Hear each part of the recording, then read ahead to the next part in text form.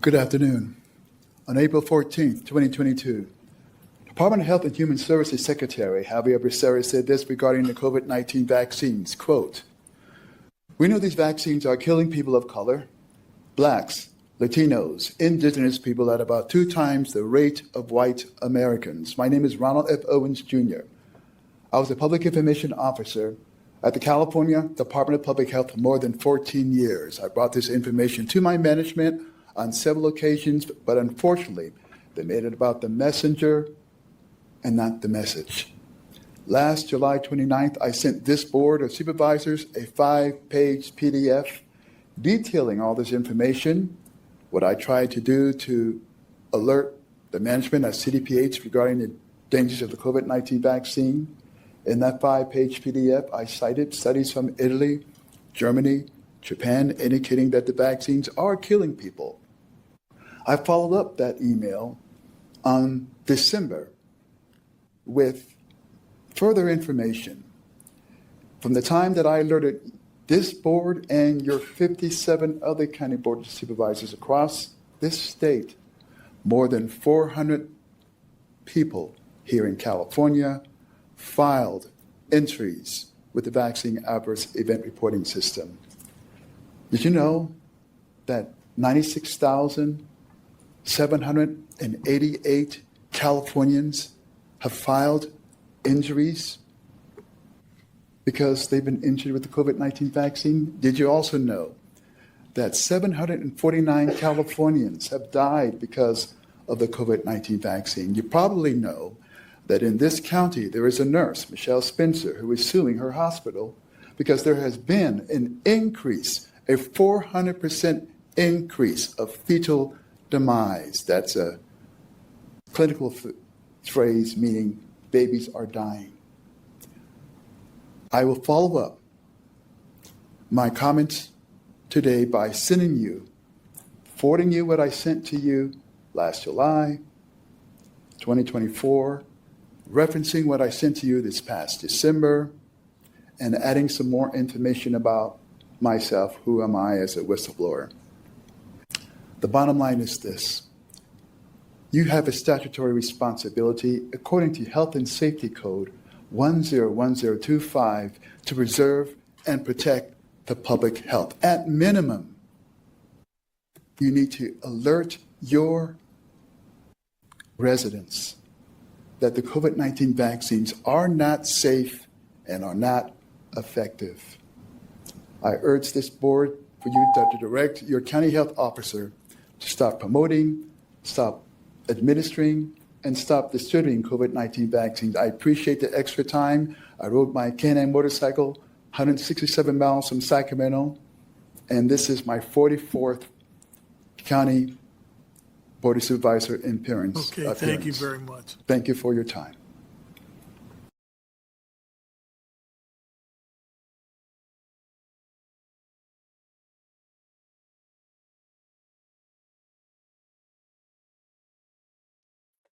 All right, that was Ron Owens speaking at a board of supervisors meeting, which that's him and Julie. That's why we're calling this Vax Murder with the Road Warriors, because they go virtually anywhere. Can they request for you to go to their town, Julie? Wow, that would be something new and novel. Actually, we do get invited to a lot of counties, whether they're like Republican Party meetings or New California State meetings that they have. But to an official, county board of supervisor meeting, no. I will say this: we have been invited back a couple times to Plumas County and to Shasta County. So once they understand our goal and our kind of our backgrounds and why we're in this fight, they're starting to want to engage, especially the brave lawmakers, some of which we'll talk about tonight. Yeah. Okay. All right. So let me take y'all through. It's National Crime Victim Rights Week, and we've, as y'all know, we've had something for you every night. We started off with all of us on deck for A Nation Remembers Medical Crime Victims Vigil. where we did we read the proclamation that we want everybody to sign, and we did a tribute and a reading of the names, and then Julie volunteered us all to do it again Sunday, which we're actually excited about, and I'm even more excited because we got a lot more names to read. So keep going to our website, Betrayal Project USA, and how you get your loved one's name on the list to be read is you put your loved one's information in for the memorial wall and a photo, and then I'll put them on the list. Because we're going to do another reading of the names on Sunday. We're going to do a closing ceremony, kind of give you a report on the success of this week and the things that we've done, and we will do a tribute, a reading of the names again with the new names. So that was a great kickoff. And then on Monday, Leslie Batts talked about how to report your medical crimes, your voice, your rights, your voice, your action. Talked about who was who in the government zoo and how to get those crimes reported. I'm happy to report people are reporting their crimes and they're sending us the information. And somebody actually talked to the DOJ, the Attorney General's office, which is pretty good. So keep reporting those crimes. The video is out there on Rumble, BitChute, YouTube, X, Facebook, and we have the templates that Leslie went through in her presentation on our resources tab under the digital downloads. Then Dr. Aranda and Laura Bartlett, we talked on Tuesday about what happened beyond the ER door. Was it murder? We talked about evidence-based versus incentive-based medicine, standards of care, all of those things about fraud and things that you could, if you were a protocol. We focused on if you were a protocol victim, the things that you could report as crimes. And then Wednesday, of course, Marcia Joyner went through hospice, betrayed by hospice and murdered by hospice, with the same theme. What can you report? Why should you report? Because we do believe justice begins with recognition. And so she went through all of that. And then last night we had Surviving Brain Death and Organ Harvesting with Dr. Heidi Klessig and survivor Jennifer Hammond to talk about the crimes around the brain death fallacy and the business of organ harvesting. It's big business, lots of money in organ harvesting, and lots of criminal activity in organ harvesting. And that brings us to tonight, which is the Vax murder with road warriors Julie and Ron. They're going to talk about being a road warrior. They put a lot of miles on. And they're going to talk about the bioweapons and the criminality of them.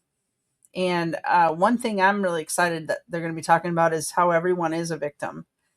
And then what you can do, what it means to be a whistleblower, how to report. A lot of people don't know how, and that's why they don't do it. And so Julie's going to talk about that. And then we'll talk a little bit about how you assert your I do not consent, and then justice beginning with recognition. And then, of course, tomorrow's going to be Survivor Saturday and Second Chances, and Sunday is going to be the closing ceremonies. So make sure that you do go out to our website under Take Action, or you can scan that and sign the proclamation for victims of medical crimes to be just that, to be recognized as medical crime victims, because recognition will lead to justice. And then again, make sure that you go to our website and put your loved one on the memorial wall and the tribute that we're going to be reading. So Julie, I'm going to start with, actually, let's start with I don't know if Ron, if it's quiet where you are, if you want to just introduce yourself, and then we can go to Julie to introduce herself and go right into the presentation, because you're probably going to have to be muted for a lot of it because Ron's at a party. Party Ron. That's what we. No, I'm just kidding. But you got to unmute.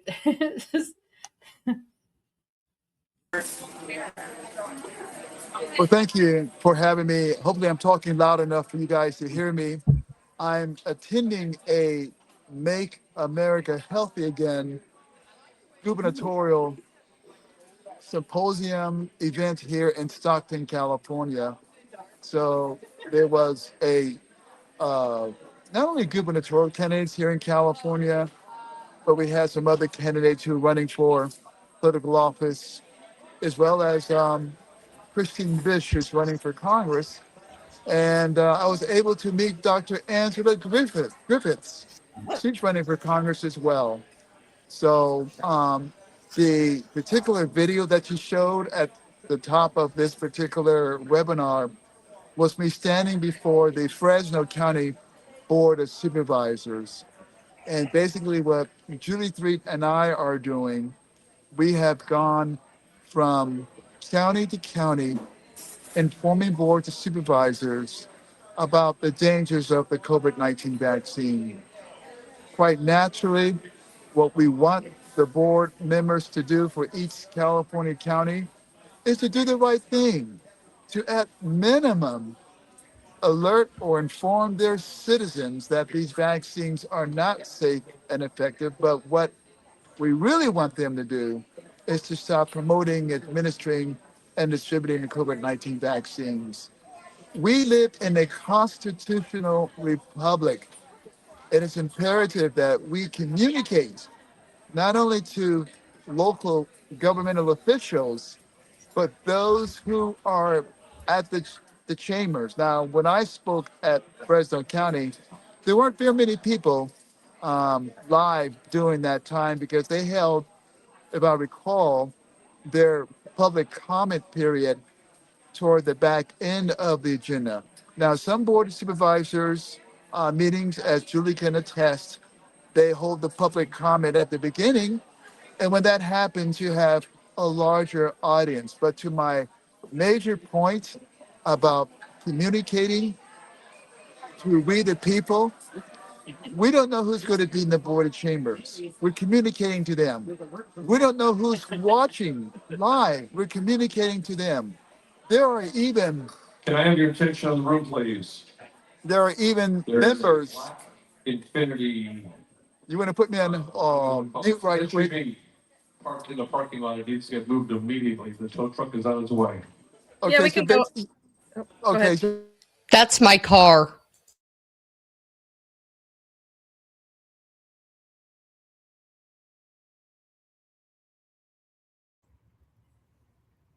Still on mute. yeah, the last point I was going to make is that there have been occasions where people who work at the county are watching the board meetings on their desktop computers in their cubicles. So yes, quite naturally, Julie and I want the board of supervisors to stop promoting, administering, and distributing the shots, but we're also informing people as we go along. Go ahead and add, Julie. Want to add something else to what I just said? Thank you. Thanks, Ron. Yeah. Go ahead and introduce yourself, Julie. And of course, this is very personal for you. Yeah, I mean, we can almost start jumping right into the presentation. I mean, why am I here? I'm a victim. I'm a victim of a crime. And I've been damaged by this COVID vaccine. And so it's personal for me, obviously. And I'm very emotional because it's also representing my mom. This is why I'm so endeared to the Betrayal Project organization, because they do such a wonderful job at recognizing the bereaved, those that have fallen. So this process of, making sure that we're all willing to acknowledge that we're victims of a crime. Okay. All of us. And I'm going to get into this into a minute, but who am I? Okay. Well, who am I? I don't have, an MD, JD, PhD, whatever, a bunch of, things after my name. And I don't care. I'm a victim. I'm here in Butte County up in Chico, Northern California, where I was injured by the COVID vaccine, 2 shots to do my healthcare job. And I have microangiopathy, which is a lesion on the brain. I have had both retinas detached. I've had 5 eye surgeries, chronic tinnitus, and right now my arm's in a sling because I had to have retinal my torn shoulder surgery on Tuesday. So here I am. I've had nothing but problems for the past 5 years since I took those 2 shots. So it's a crime and needs to be kind of administered as one. But here I am again on this Friday night. So this presentation, what I'm going to give you today is just education. It's information. What you see here on the screen was 3 years ago.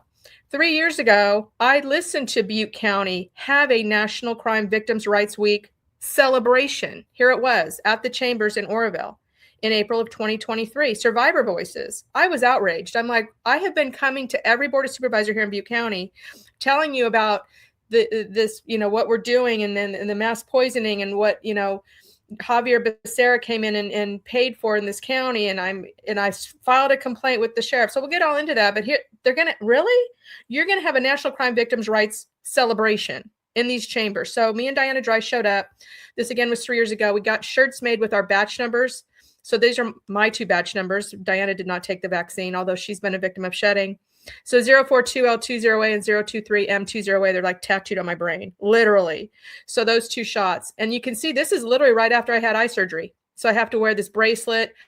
I have to wear glasses. I had to look basically straight down at the floor and get a ride over to this meeting. But yeah, so 3 years ago. So when Gail called me and goes, "Hey, you guys know about this National Crime Victims Week?" I said, "Oh yeah, I'm quite familiar." And I put this flyer down here. This Gail made me laugh when she saw this flyer. So this flyer down here in the right corner is for this week. It was Tuesday. I couldn't go because obviously I just had surgery. But so they took, here it is once again. And what did you see on this flyer, Gail, that shocked you? Yeah, so the first thing I saw was that the speaker was CASA, and CASA is a rubber stamp for child procurement services, as I like to call them, who take children because you don't get shots and you don't do all of the things that will kill your kids and poison your kids. So when I saw co-conspirators to medical crime victims, like, it's like brought to you by Pfizer, Let's have yeah, right. Yeah, it was crazy. I was like, oh my gosh, I cannot believe it. Pretty insane. But yeah, so I'm glad that this movement is gaining traction, and we've got this official now document of information for this full week, and then everybody can go forth, and hopefully this time next year we'll actually be having some crimes being actually prosecuted as such. So go ahead to the next slide, Ms. Gail. So yeah, so here's the agenda. And again, this is one of my favorite quotes from Thomas Jefferson. And I can put my glasses on, the only true corrective of constitutional abuses is education. So that's what we're here to do. We're here to educate. I'm here to give you resources and information. Again, I'm not a doctor. I'm not a lawyer. I'm not going to tell you what laws were broken. I mean, Ron read one at the top of the hour as he goes to every county meeting, and health and safety code 101025. But that's for the lawyers.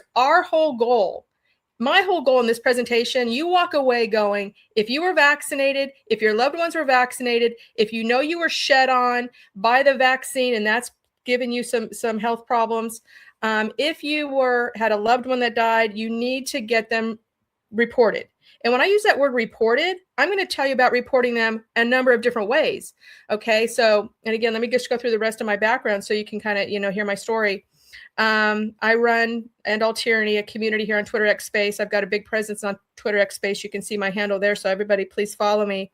I've got a Rumble channel called Praying Hawk 144. You'll see that throughout the presentation. That's where I store all of my public appearances, my public comment appearances, of which I've given 120 to date across 34 counties, also including the California Board of Pharmacy, which is another place I'll talk about you wanting to maybe go file some claims against the California Board of Pharmacy, or your state board of pharmacy, or your state medical board. There's a million places where you can officially report a crime besides just law enforcement.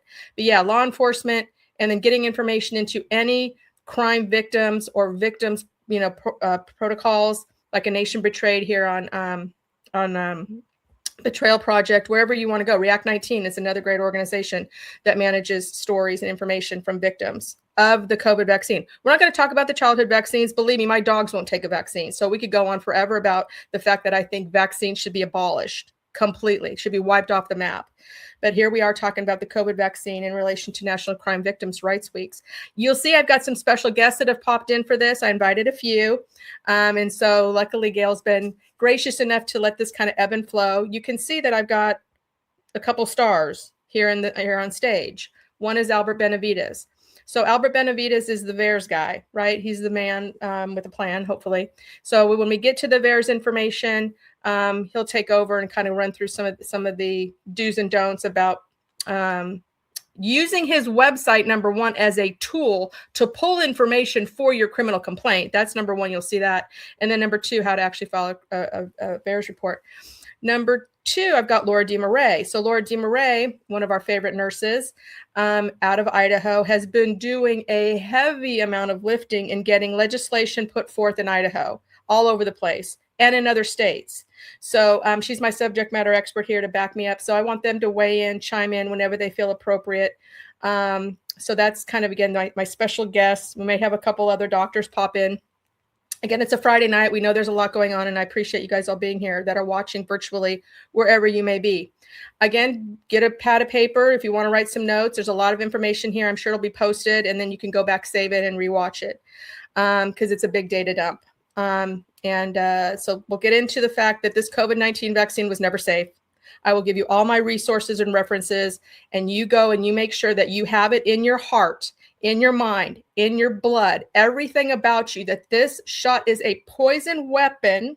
Not one single person should have it. Once you get that locked in your brain and you start to wrap your head around, well, who told me so? Who led me down this path? Then you start to want to commit it as a crime. You want to report it as a crime, and you want somebody to be held accountable. Okay, so we need to make sure that we're all on the same page with that. And if you don't have enough information to make that first boom, it's a weapon, then we're not going to get very far. Talk about, again, if you were shed on, if you were a victim of me also getting a blood transfusion that was contaminated with spike protein, you're being harmed. Okay, and then you need to report it as a crime. Again, what do you get for your report? We'll talk about that. Where do you file a report? We'll talk about that. And then we'll talk about other things you can do to support elected officials, candidates that are running. We're right in the middle of a hot and heavy, 2026 election season. The Trump administration will have you want us to go away. They don't want to talk about vaccines anymore. Too bad. We're here to tell you differently. We're going to talk about vaccines. We're going to talk about vaccines until the day they're off the damn market. And people are held accountable for these crimes that they've committed. We're not going away. We're a big, huge community that needs to be heard, needs to be understood, and needs to be, seen as a voice for getting the right people elected, which is why Ron is down in Stockton right now helping meet people and get people into office, even here in California, that will support this agenda. Okay, so man, I almost lost it again. I tell you guys, this is such a tough topic for me. You're passionate, and that's good. I wrote this whole presentation with one hand. So again, appreciate the nature of my PowerPoint skills with one hand because I can't use my left. So anyway, Albert, do you want to go ahead? Let's get Albert to introduce himself, and then Laura, if she's on, we'll get them to introduce themselves, and then we'll go through the meat of the presentation. Well, my name is Albert Benavides, creator of VAERSaware.com. I'm here in San Jose, California, Silicon Valley, and I by profession, I guess was a medical biller / HMO claims auditor / medical billing company owner. So my whole career has been spent in the medical field in that capacity of basically medical billing. But after you've done it for 20 years, 25 years, you get to run some large billing departments. So I've been fortunate enough to be in the kitchen there, sending out thousands of claims a day for Bioweapons laboratory. That was one of them. It's the fourth largest lab in the country. But I mention all of that just to say that I know a lot about CPT codes and ICD-10 codes and how that information, how this HIPAA protected information flows through the internet. All the loops and segments and where they need to be and how they're protected, how they're stored. And then on the back end, keeping track of 40 other claims auditors, just knowing, having vision or insight as to what they're doing and how well they're doing it. And so all of that has just helped me when this pandemic came along. And following VAERS, I was already well aware what VAERS was. I just had never actually officially needed to submit a report to VAERS myself, because if that were needed, it didn't come through the billing department. Somebody else needed to do it. And I don't, so I wasn't involved in that. I didn't know if any of my providers ever filed a report, although I submitted thousands of insurance claims for reimbursements for administrations of vaccines. And a lot of that went through the Medicaid program. It's called VFC, Vaccines for Children's program. So I knew all of that, right? I knew what VAERS was, but it wasn't until 2020 when I actually jumped in and downloaded the data to take a look at it. And I said, oh, this is all the same stuff I'm used to seeing. Same format, same comma separated value data, and just a lot of the same stuff, familiarity with it. So, fast forward to, 5 years later, 6 years later, I have now created VAERSaware.com, and it's basically, I consider it a supplement to what would be the CDC's Wonders database / metalerts.org. That's Barbara Lowe Fisher, National Vaccine Institute, something, NVIC is the acronym. And then that's over the metalerts.org. And the creator of that one was Dr. Stephen Rubin. And so those two are like the matriarchs and patriarch of this whole pharmacovigilance and what is VAERS, I guess. And I'd like to mention Open VAERS as well. That's a good place to read reports and check out some statistics. How bad is my batch, which was, I believe, has been updated. It was not updated for quite a while, but it's been updated. And so there's a spot. We're all like supplements to each other, and we each have our little lanes. But my lane in this pharmacovigilance database in VAERS is I offer a data visualization, basically an interactive dashboard. So you could use my website to also check how toxic is your lot or how bad is your batch. I call my functionality how toxic is your lot. And in addition to having the visualizations, you can drill further and get even more detail on your lots, like looking at how many males versus females, the age distribution of all the people injured and even killed from the lots, from your particular lot.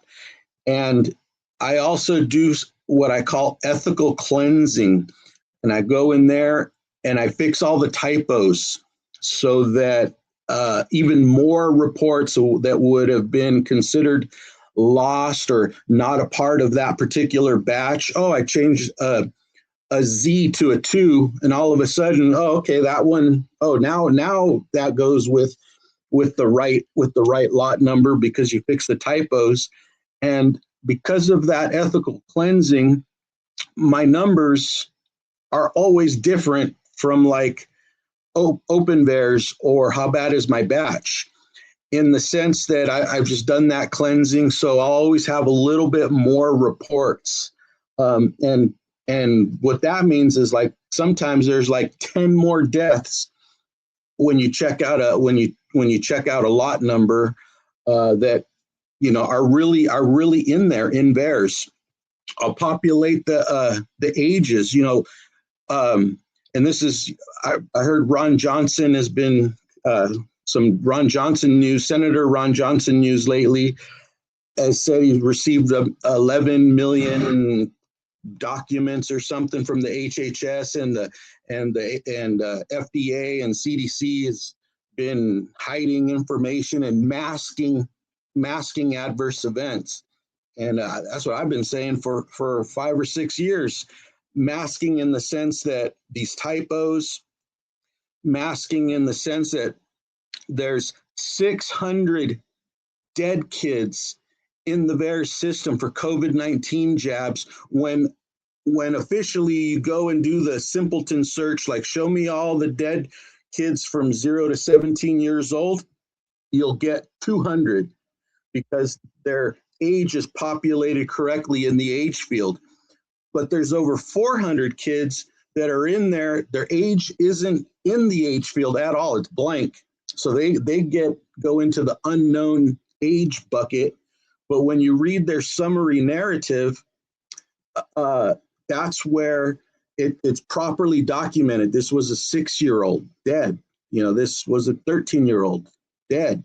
So that's one of my contributions that I'm most proud of, is that I'm able to reveal all these extra dead kids. As sad as that is, they're basically hiding in there. And to me, as far as I'm concerned, that's one way the CDC has masked these deaths, by not populating the age field properly. But anyways, for this particular part, and let me segue and close up here, but this is when part of filing your VAERS report, because there's like a 20-minute time limit, and if you don't get your report completed in 20 minutes, it kicks you out and you have to start all over. So what I recommend, and like we did with Julie filing her report and her mother's report, even my own uncle's report, when I did it the first time, is I copied everything onto a Word document. I jumped in there first to see what fields were there that I was going to have to populate: your address, telephone, age number, your vax date, your lot number, the date of your vaccination, the date of the onset, the date of the death, if it's a death report. So you realize all these fields that you have to populate. Well, I did the pre-leg work and got that all onto a Word document so that I can copy and paste at the moment of submitting the report, so I could beat the 20-minute time clock. So that's one of my my golden rules. Like, do the copy paste method. Write it on the side on a Word document. The other thing is that in the summary narrative, when you get to write out, it's pretty much unlimited. You can write as much as you want. You could put 10 pages of what happened to you. It's very important that you document. Again, I took my first COVID jab on January 1st, 2021, and it was lot number such and such. And I took my second dose on this day, and it was lot number this.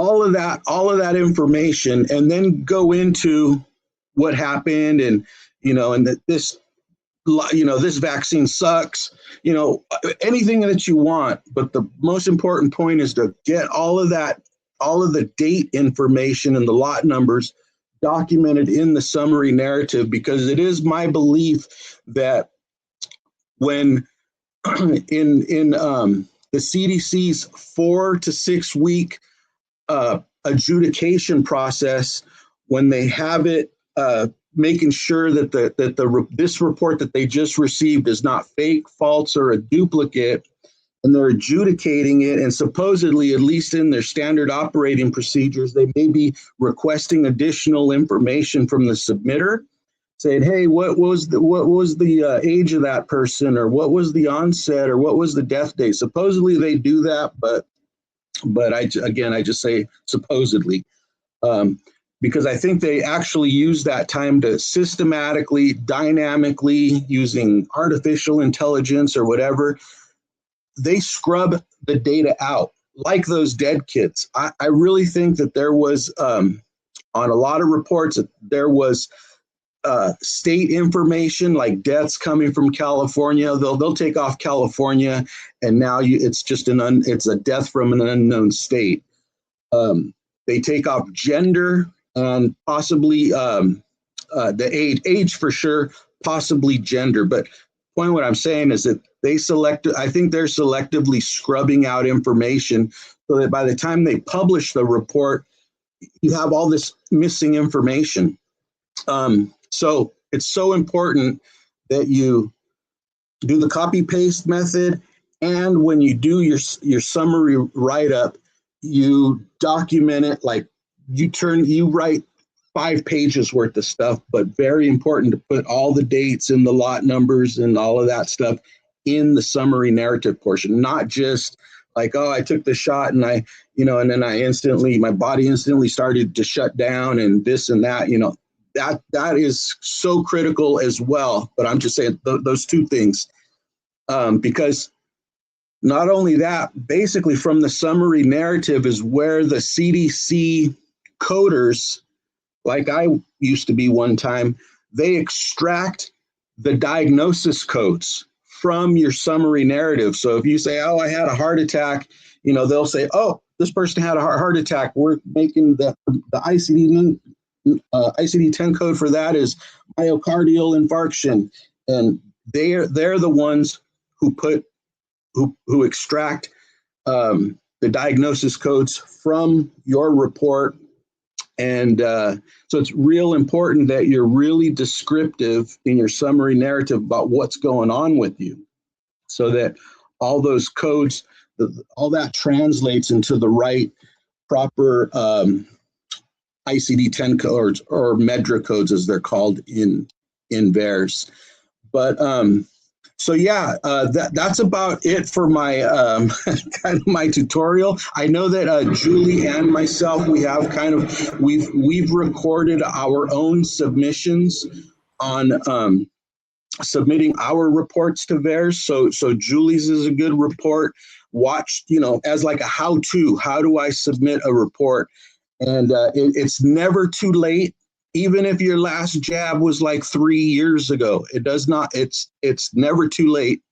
As long as it's not fake, false, or a duplicate, you can always file your report if you haven't done it. And very lastly, I'll say that, I have in my possession with chain of custody at least 20 people who have submitted their report and it has never been published. I mean, come on. We've all heard about underreporting factors and all the reasons why. Like, I get underreporting. People at the hospitals will get fired for even submitting a report. Look at like Deb Conrad in New York or whoever. I understand that, but what I am saying is that there's a second underreporting factor, and those are the reports that the CDC receives and then does not publish legitimate reports. I mean, even Bobby Kennedy himself said it at my church on June 19th of 2021, where he stood up in front of my congregation and said that 150,000 reports had disappeared from the adjudicators' queues. And he had gotten that word by the adjudicators themselves, who like a week before this had come to him to tell him like, hey, Bobby, we're over there adjudicating reports and and they've disappeared from our queues, death reports and all the other ones. And so I have that little clip on my X account, pinned to the top of my account, so you can hear it for yourself. That he says that, so he knows that they don't even publish all legitimate reports. And I mean, we all know. If you watch him say that, it's not a secret. And lastly, I'll say that even Ron Johnson himself called me up on the phone. It was a while ago now, a couple of years. I told him the same story. I go, don't listen to me. I'm just backing up Bobby, saying all this stuff. I'm just corroborating what he said. So anyways, even with that, it's so important to submit your report to VAERS. And, quite honestly, you'd be one of the lucky ones where you submitted a report and they don't publish it. Because I think we've got 20 people, including Bree Dressen herself, who, as you guys know, she was an AstraZeneca trial patient. So she got injured before the even actual rollout.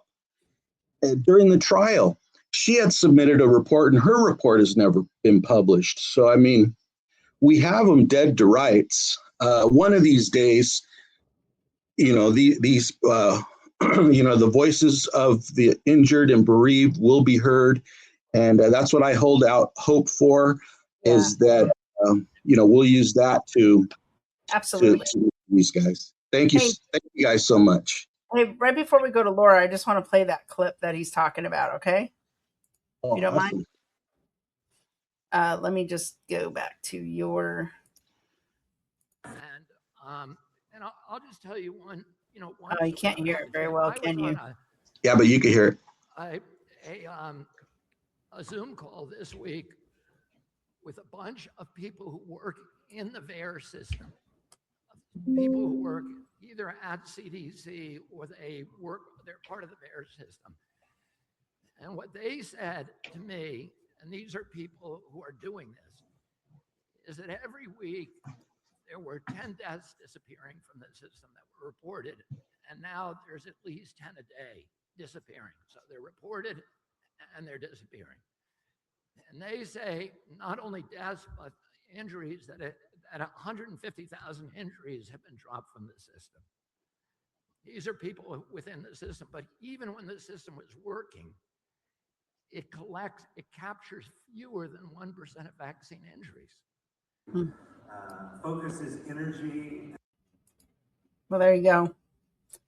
Yeah, so you can see clearly there's the number one crime right now is that the CDC doesn't have the right leaders in charge, and they're still trying to put in place, I think, political beings that really don't care about victims. And so this is, again, a time when we cannot keep our foot off the pedal. We need to be all in there, all in, wherever we can go to report this information as crimes. The HHS OIG. So again, what I want people to really go back on Monday night, you guys did a yeoman's job covering where to report, right? FBI, DOJ, HHS has an OIG, Office of Inspector General, wherever you can see. So again, my whole goal here is with this presentation is to open your minds, like think outside the box. Think about what you would do. Now that you know you're a victim of a crime, what do you do next, right?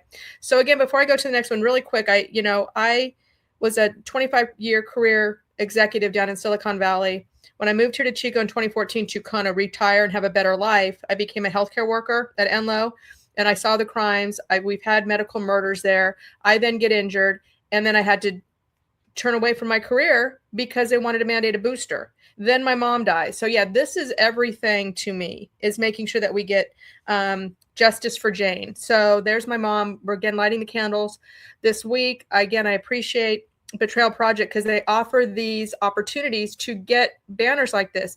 One of the biggest crimes in my family is the fact that my family doesn't know it's a crime. So all my family thinks is, oh, grandma died. She lived a long life.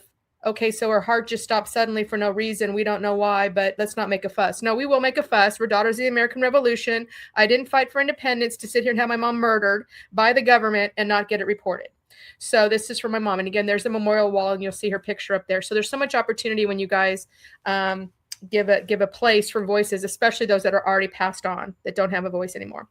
And your story is also on. You did an interview on our. Well, we did an interview with you and Ron on A Nation Betrayed, which is on our website, but also we interviewed you for your mother and her story. And I just tell people why it's important to tell their to tell their story and how you felt telling. Yeah, I'm glad you asked that because, again, over the 4 years, I've been doing a lot of, podcasts and other things where I've talked about my mom and her, how she died and this, that, and the other. But you guys really got me to get personal. Tell me about your mom. Okay, so let me tell you about my mom. She was a Silicon Valley icon. She was an amazing graduate of the University of Wyoming. She loved her Cowboys. Look at her on that picture. So yeah, this is for her. I've got to not talk about my mom because I will not get through the rest of this presentation. But no, that's what you guys are able to, so that report that I gave you guys is part of my criminal record, right? And I haven't finished my mom's criminal complaint. So let's get through the rest of the presentation because I need to take that on. So again, the first thing that we all need to get, and Laura will be a good person to chime in here. Do you all realize in your heart of hearts, any of you that are watching, that are listening, that the COVID-19 vaccine was never safe? It was never safe, never effective. This is one of my favorite research papers. So you can see the people, and there's a link to it. This was the first thing I printed out to bring with me to the sheriff. And I've met with several sheriffs now, but for my sheriff here in Butte County in California that received my criminal complaint, this was one of the top documents. And again, it's very important that you go to this website, pull up Dr. Zibjed's. Thank you, Jackie. She said, I'm sorry for your loss. And this is it's I don't know, 40 pages. It's got all sorts of citations. It's got the data. You can see the all stars at the top, Nicholas Holscher, Dr. Thorpe, etc. This is a huge document. This is the first one. If you don't want to, this right here explains everything. And it talks about not just the injections, but the actual quote unquote bioweapon that they made in a lab that got everybody sick in the first place. So the really good paper there. So go to the next slide.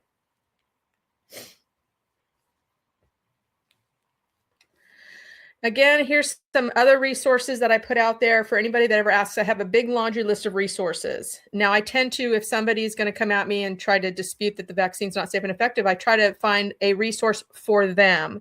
If they're in the military, I'll maybe go to some of the military guys that have been doing a lot of work to stop the shots in the military.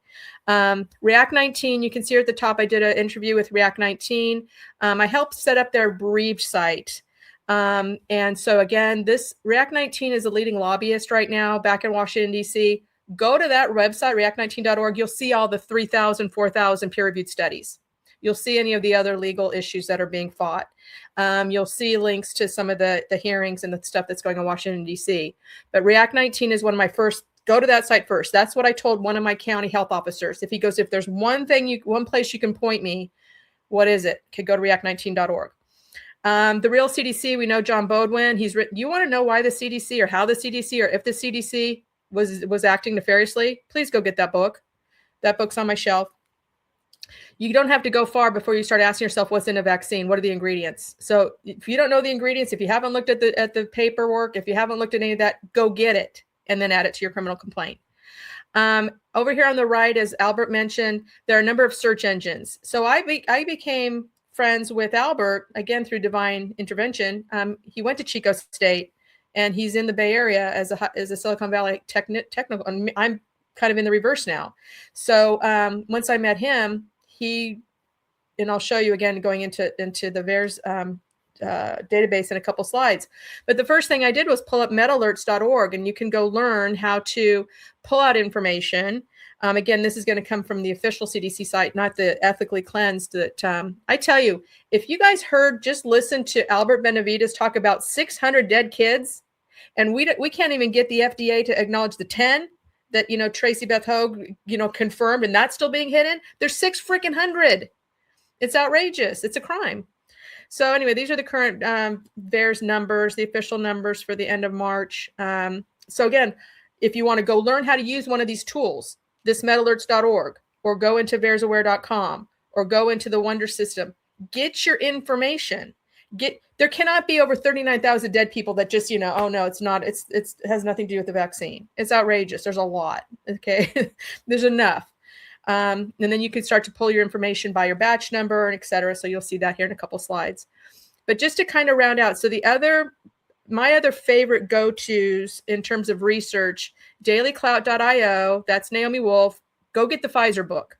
That Pfizer book, the Pfizer papers, I, again, gave one to another county sheriff and said, you need to keep this. This is like your textbook of all of the crimes, the technical detail behind why the spike protein, why the lipid nanoparticles, why the, all of the pieces of this bioweapon that, I'm not an MD or a biologist, but, go talk to Dr. Jessica Rose, but go see Dr. Naomi Wolf, dailyclout.io. Go look at that Pfizer paper. Go grab that book.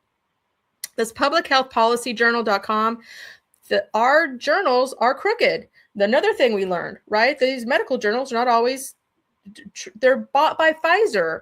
They're bought by pharma. They're written by people with ulterior motives. They're not being honest. This is one that was set up recently to be honest and to provide honest information. One of the papers that Albert and I helped with was with Dr. Thorpe to prove fetal demise. And that paper, so you can go into this site here, you can put in my name, you can put Albert's name, and you'll see that paper pop up. Albert's probably got a few more under his belt now, as a matter of fact. childrenshealthdefense.org, again, go to, and whatever questions you have, there's a million answers. Go look at the triplets that were injured. It'll break your heart. Vacsafety.org, that's Steve Kirsch's organization out of the Bay Area. Vaccineforensics.com, that's Mike Adams, the health ranger. This is an AI tool that he built that you can ask any question of any vaccine and get an honest information and a printout. I got people to stop taking the flu shot because I went in there and said, is a flu shot safe? Boom. It gave me all the resources, all the scientific in about 5 minutes. So there's that there. And the Highwire, and then I Can Decide. So, Del Bigtree and then Aaron Siri. So they've got books and this, that, and the other. So this is kind of my go-to if you're still not clear, and I know it's not really a vaccine. I have to call it that because that's what the government calls it. It's like it is. I know it's a bioweapon. I try to use that term everywhere I go. I mean, at the beginning, we're like, don't say the word bioweapon. No, that's all we say now. So, and that's something that also I've learned from Dr. Sansone. So definitely appreciate that. So, again, once you're in your mind, so now you're sitting there listening to me on a Friday night going, wow, was I injured by that vaccine? Would my health have been any different if I would not have taken that vaccine? Would I be sitting here today with all these people in my universe, dead, injured, getting cancer treatment, autoimmune problem? Would that have all happened? I tell you what, my family, my little universe of my little family, I have a lesion on my brain, as I told you, both retinas detached, and I've had 5 eye surgeries and chronic tinnitus. My mom's heart stopped on a dime, and my sister-in-law lost a kidney. That's my little universe of people, all within a year or two of the shots. I'm sorry, it's a bioweapon. It has caused much harm and damage. So now you've been hurt. So let's go to the next slide. What are you going to do about it?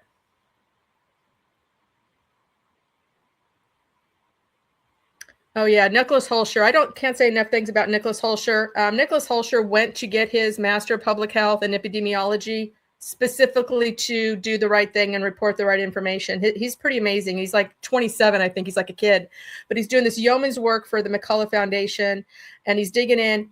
Literally just go to, and you can see his contact information in the middle. Any one of those 3, go pull it up by the day, and you can find out what's going on. New papers, new information, new revelations, new things going on. He's kind of the go-to right now.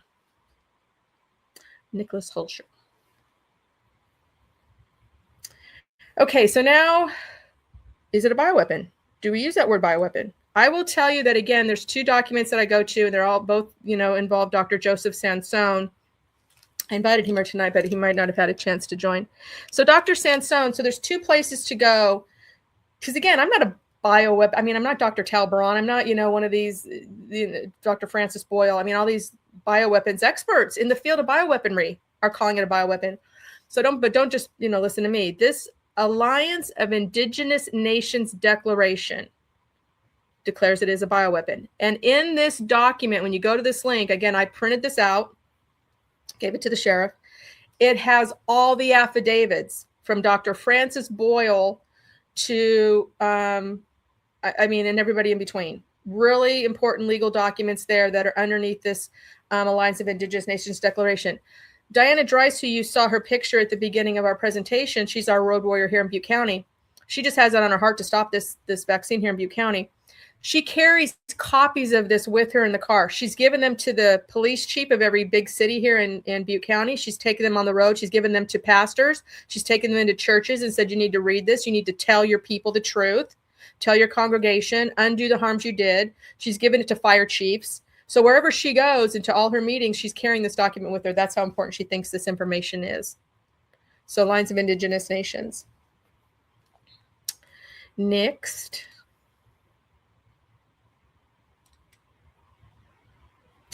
And then Dr. Sansone. So again, Dr. Joseph Sansone, an amazing medical freedom hero down in Florida. So he's fighting Governor DeSantis and the state of Florida over these bioweapons. He wants them pulled. And he was injured by being shed on. Shedding meaning somebody was injected with this vaccine and then it leaked out their pores like you would after you ate a bunch of garlic, eked out their pores and then it jumped onto somebody else's body and infected them.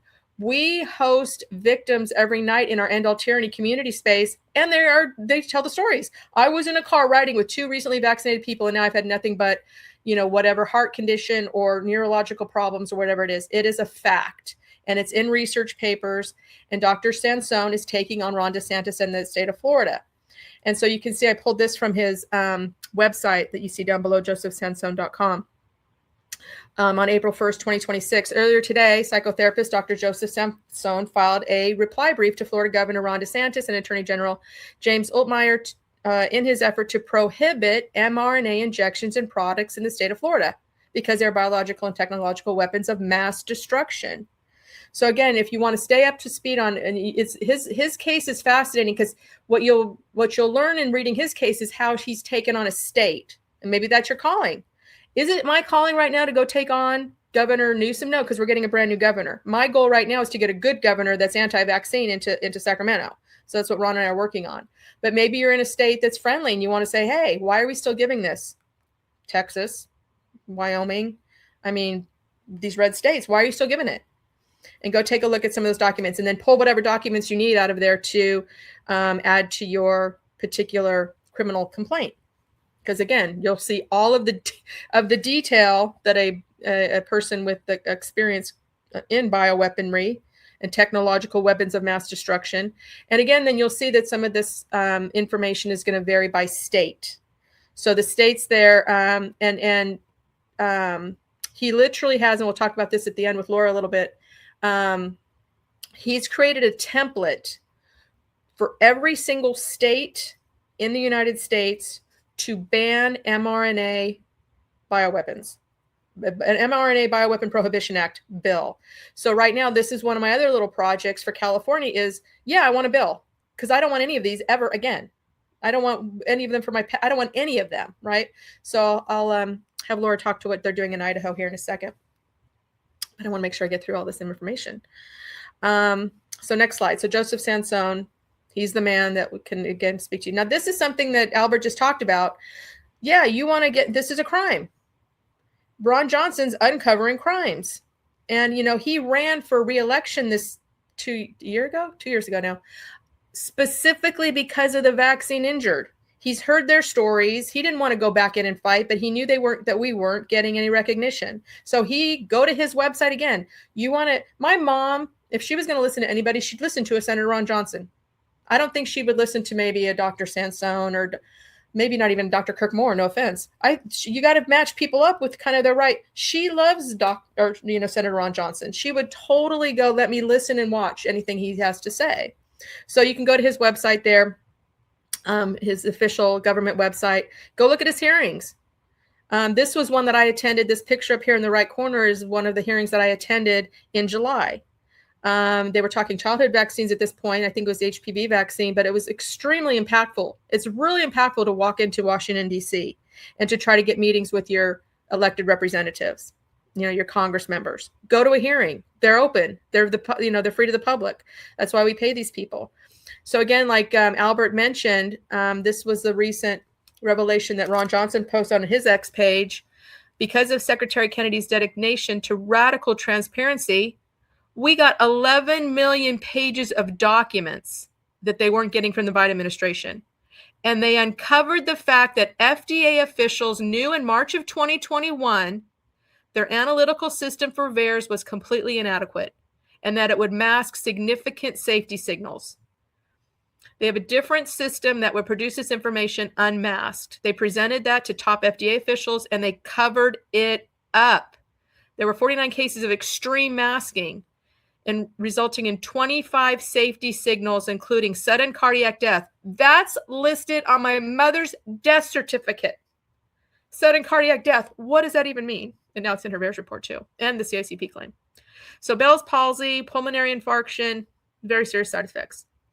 And this is a quote from Senator Ron Johnson. I don't need a sophisticated system. I saw deaths per year from a couple hundred to over 20,000 the year the vaccine came out in 2021. And yet the FDA officials hid behind their analytics that they knew would hide these safety signals to continue to claim to this day, we don't see any safety signals with the COVID injection. So it's just a crime. It's just ridiculous. So there's one of the senior senators, very well thought of, and he's taken up the charge for us as victims.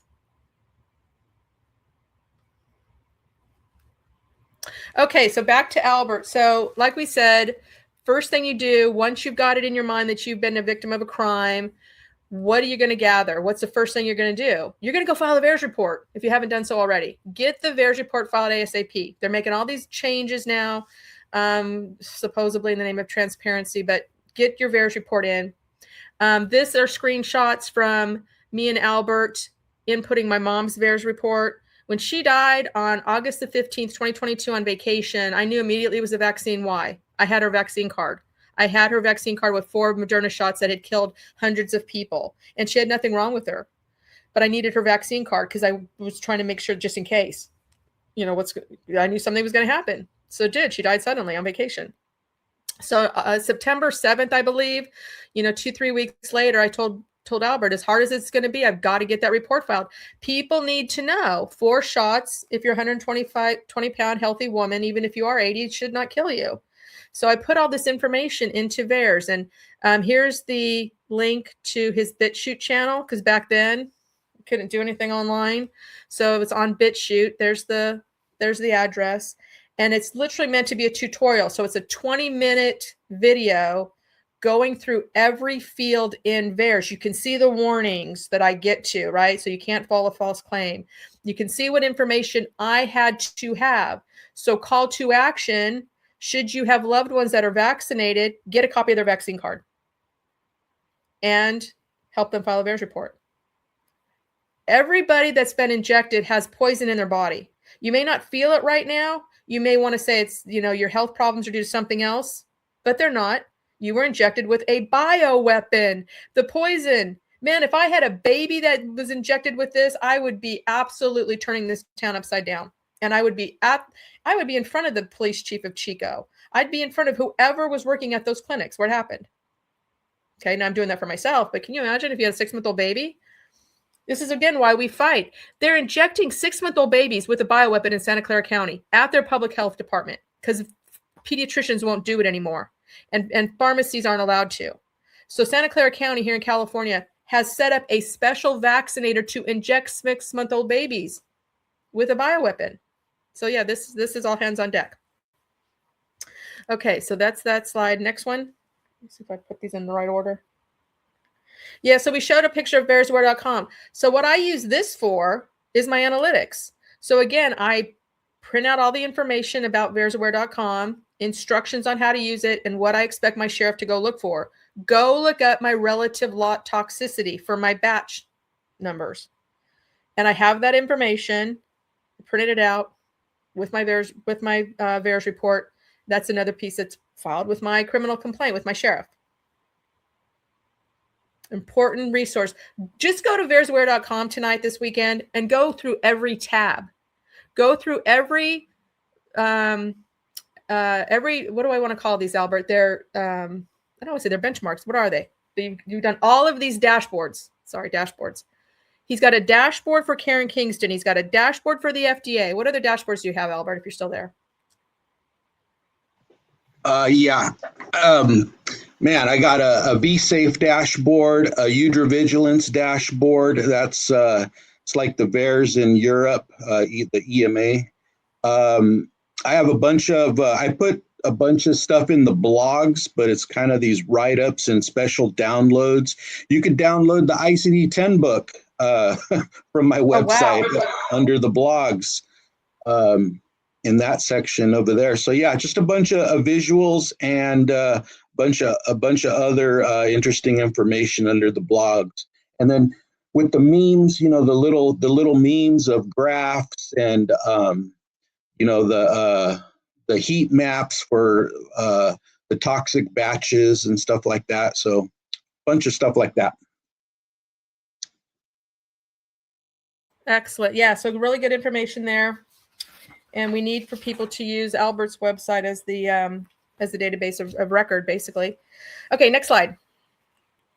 And then we'll see where we how I've kind of wrapped in this information I got from Albert's website. So again, I was then ready to file a report with my local sheriff because I had all the information that I could say, hey, this was a bioweapon. Boom, here's my vaccine card. Here's my VAERS report.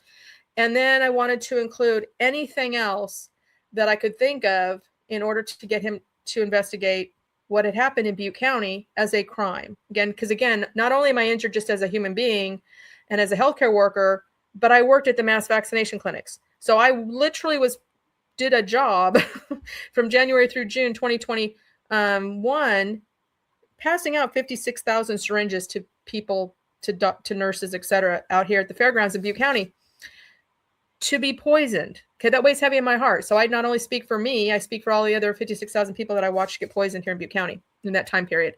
But anyway, so gather your evidence. What else can you think of? What was going on in your county? So I know for me, I had U.S. Health Secretary Javier Becerra visiting Chico in March of 2022.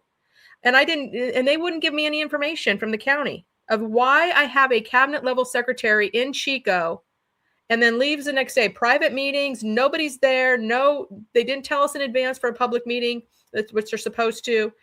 Why is he here? So I had to do a FOIA request. So again, think about sitting down. I want to go talk to the sheriff. What I want to tell him. Well, who was involved in raising money in your county? Did you have a brewery actually donate like $1 million for vaccines? I did. Sierra Nevada Brewery. They donated millions of dollars to get vaccines purchased in Butte County. I would not be drinking that beer. So whatever else you can find, and if you can't find it, do a FOIA, which is Freedom of Information Act. We call them here in California public records requests, PRRs. Every county has a different way to get them. Some are very automated.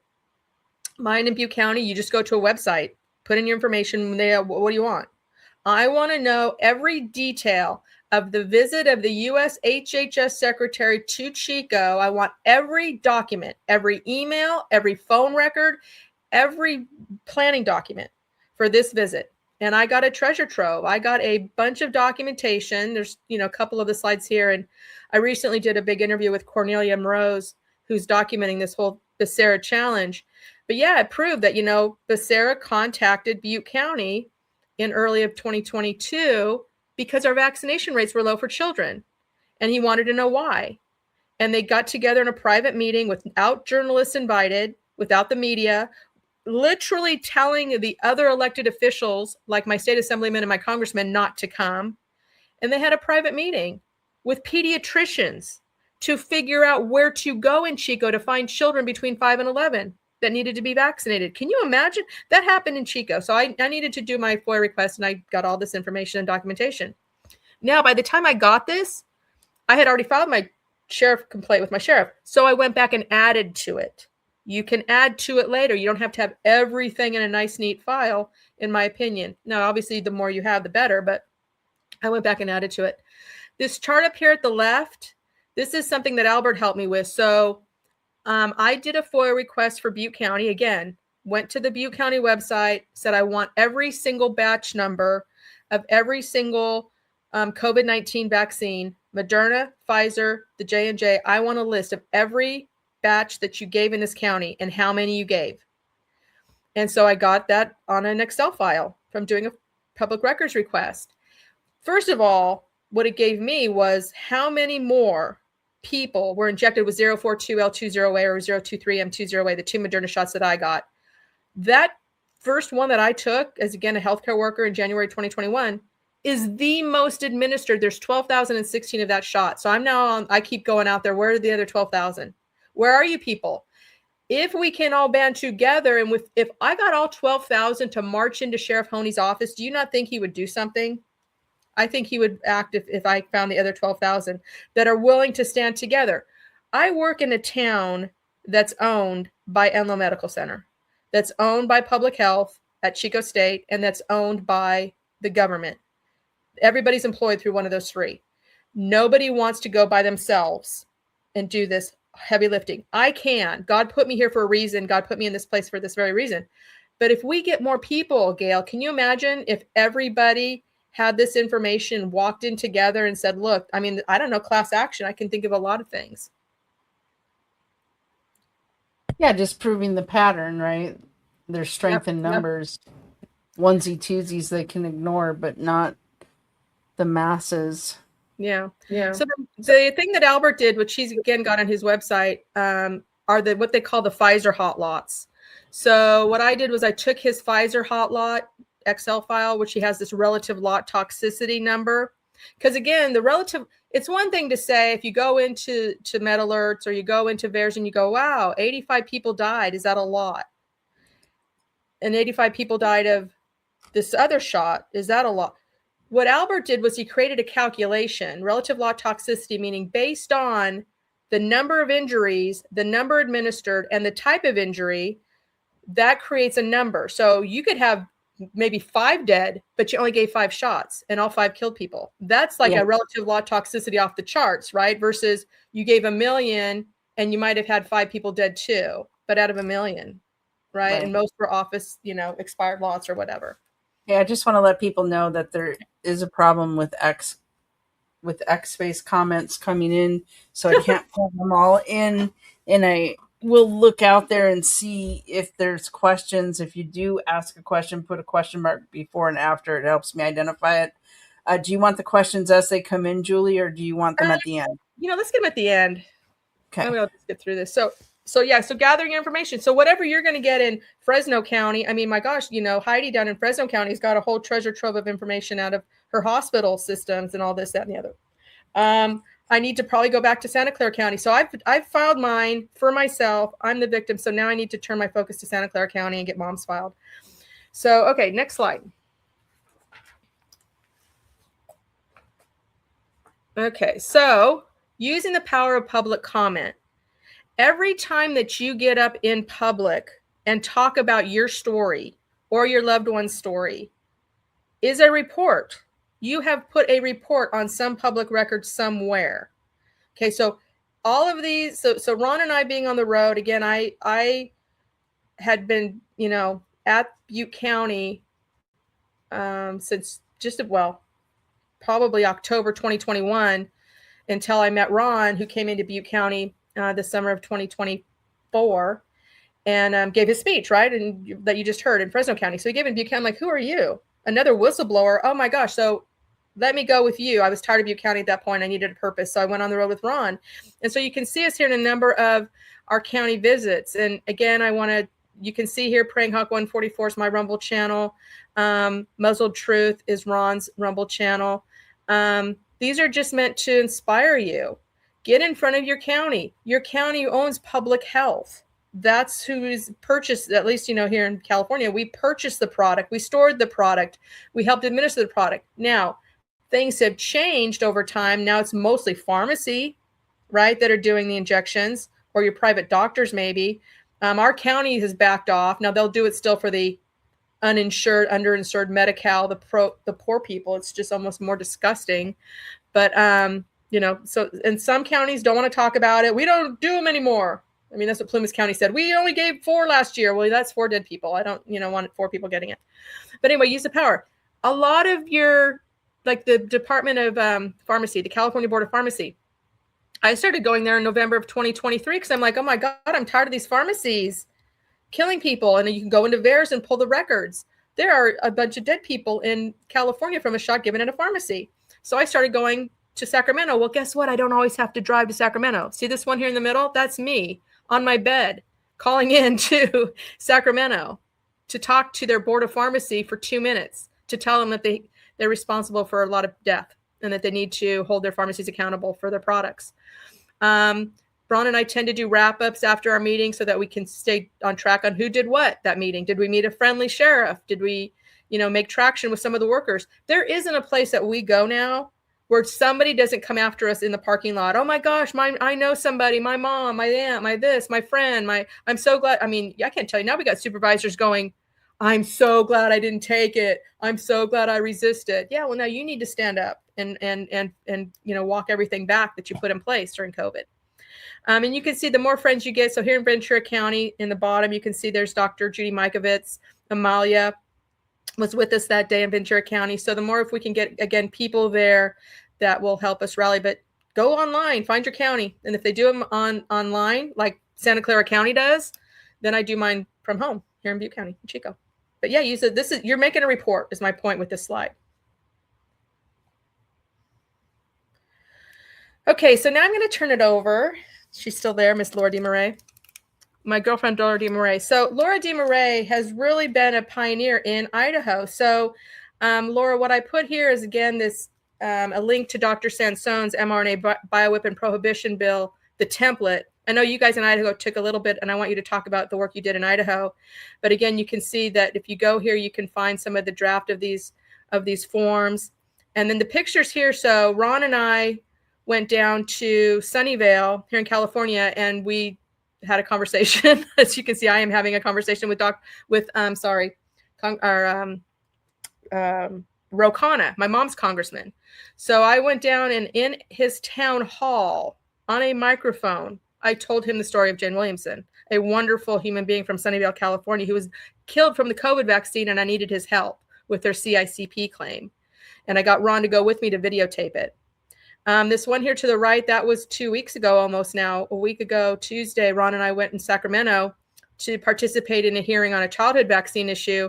But while we were there, we went to each one of our senators and state assemblymen's offices, knocked on the door, respectfully walk in, and hand them the information. I had written a 10-page PDF of what I wanted them to know, who I am, what I expect of them, and I want to work on state legislation. And we need help. We need testing. We need treatment. We need recognition, all the things. So go into your state capital and just knock on doors. We walked around during the day, and man, all sorts of stuff's going on. It's a buzz. It's actually kind of fun, to be honest with you. And then James Gallagher, I went to he's my state assemblyman. I went to his local office there. Actually, not twice. So get him on video. Make sure that you get your visits on video, and then you start to embarrass them. Now, you have to ask, is it okay if I videotape you? And most say, yeah, sure. Like, no, we don't. Why? Yeah, okay. Because you're not going to do what I ask. Anyway, so Miss Laura DeMarais, thank you so much for being here tonight to support me, to support this group, and support the process. Please introduce yourself and tell us about the wonderful work you're doing in Idaho. Sure. Can you hear me okay, Julie? Yeah, we can hear you. Perfect. Can you hear me? Perfect. Oh, perfect. Okay. Yeah, so I'm here in Idaho. I don't really have an organization, but Doug Cameron and I really go citizen to citizen, county to county, and health district to health district. And every year we push some kind of legislation that pushes back against the bioweapon. I don't have sand zones, although I am helping states that do have sand zones. And whenever I reach out to states, and we kind of had about 8 on board, and I would say personally I'm helping about 4, maybe 5, but some of them are using sand zones bill.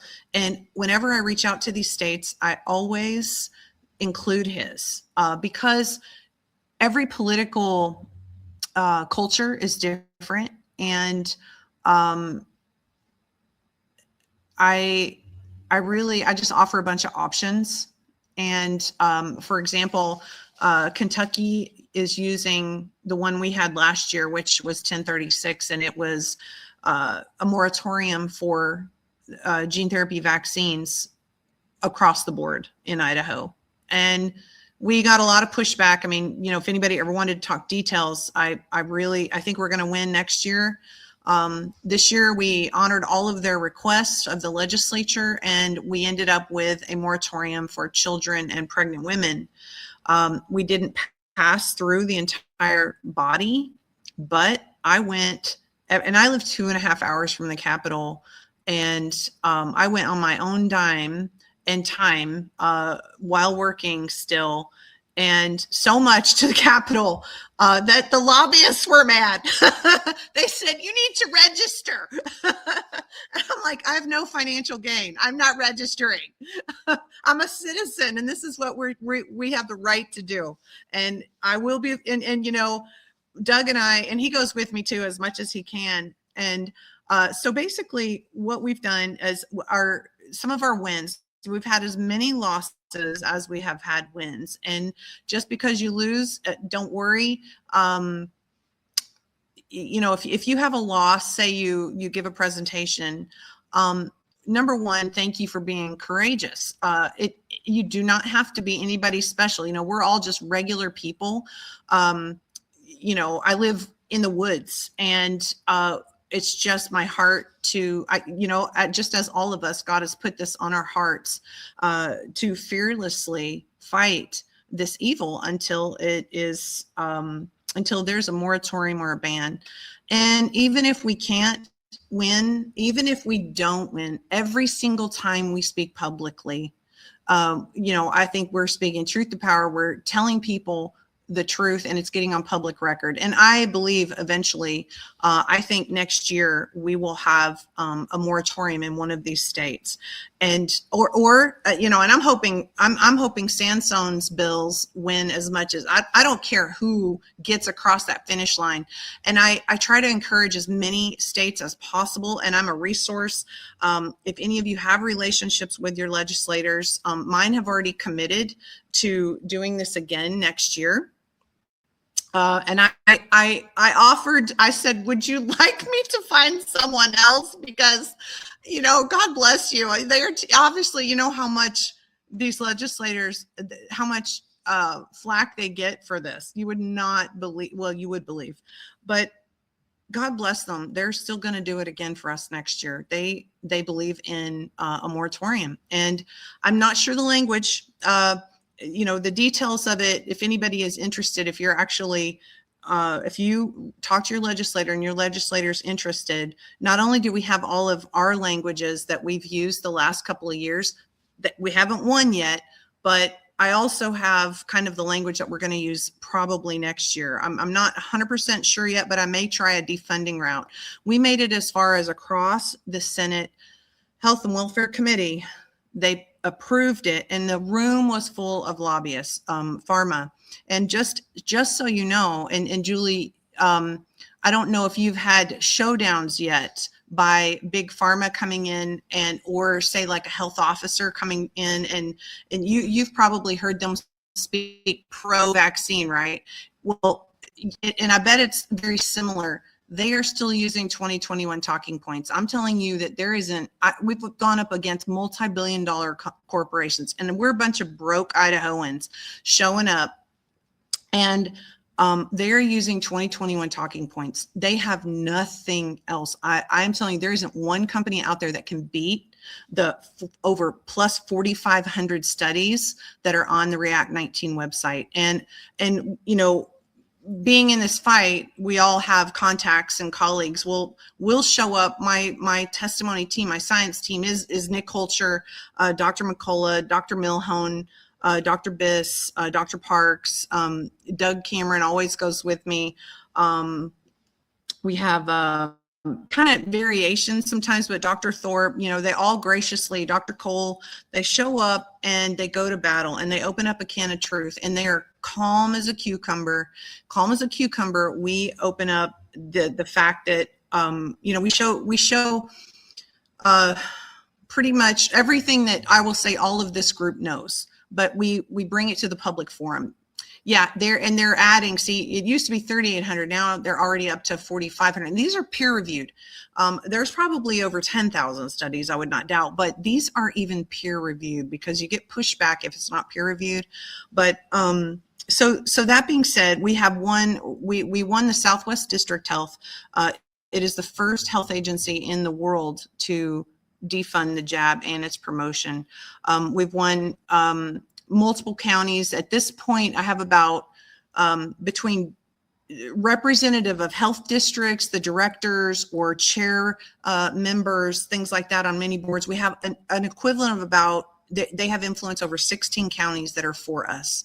So a big pushback you guys will get when you get this far to actually having that moratorium. The big pushback you're going to get is, and this is mice nuts, but you will get pushback. Montana almost had it, and we almost had it, and we got pushback with, I would say, the libertarian community. They said it was taking away a parental choice in both states. And now, I mean, no animosity towards, because we're all trying our best to secure health freedom, right? They are wrong in this argument, because we show in our testimony that it is not a parental choice. It is a non-market product. It's not a free market product. And again, and I love my libertarian friends, but we were so close. And this is it's not actually, we crushed the pharma lobbyists. They're still saying it stays in the arm and spike is not bad for you. That is their only argument. I kid you not. It stays in the arm. It denatures after 2 weeks, and spike isn't harmful. That is their argument. And they're still saying and that? then They're still yes, saying ma'am. that, even though they've admitted that it doesn't. Okay. I'm saying this is in public testimony in the people's house, and in every showdown we have had, every showdown with the health officer of a public agency, they are still using those talking points. That is crazy. It is. It's unbelievable. And we crush it with the science. We crush it.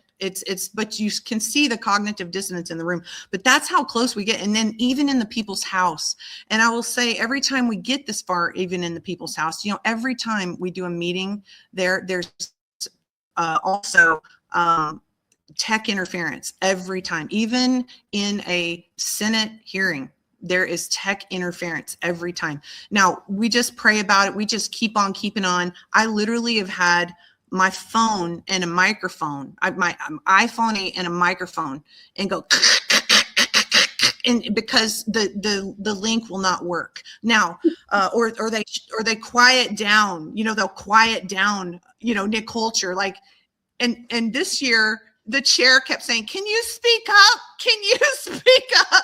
And, we all know what's going on, but we just keep on. We just keep on, But going back to that final, how close we got and why I think we'll win next year, because we have such, I would say, a strong in Idaho. And I'm not upset about this. I'm thankful for the different groups that are pushing for health freedom.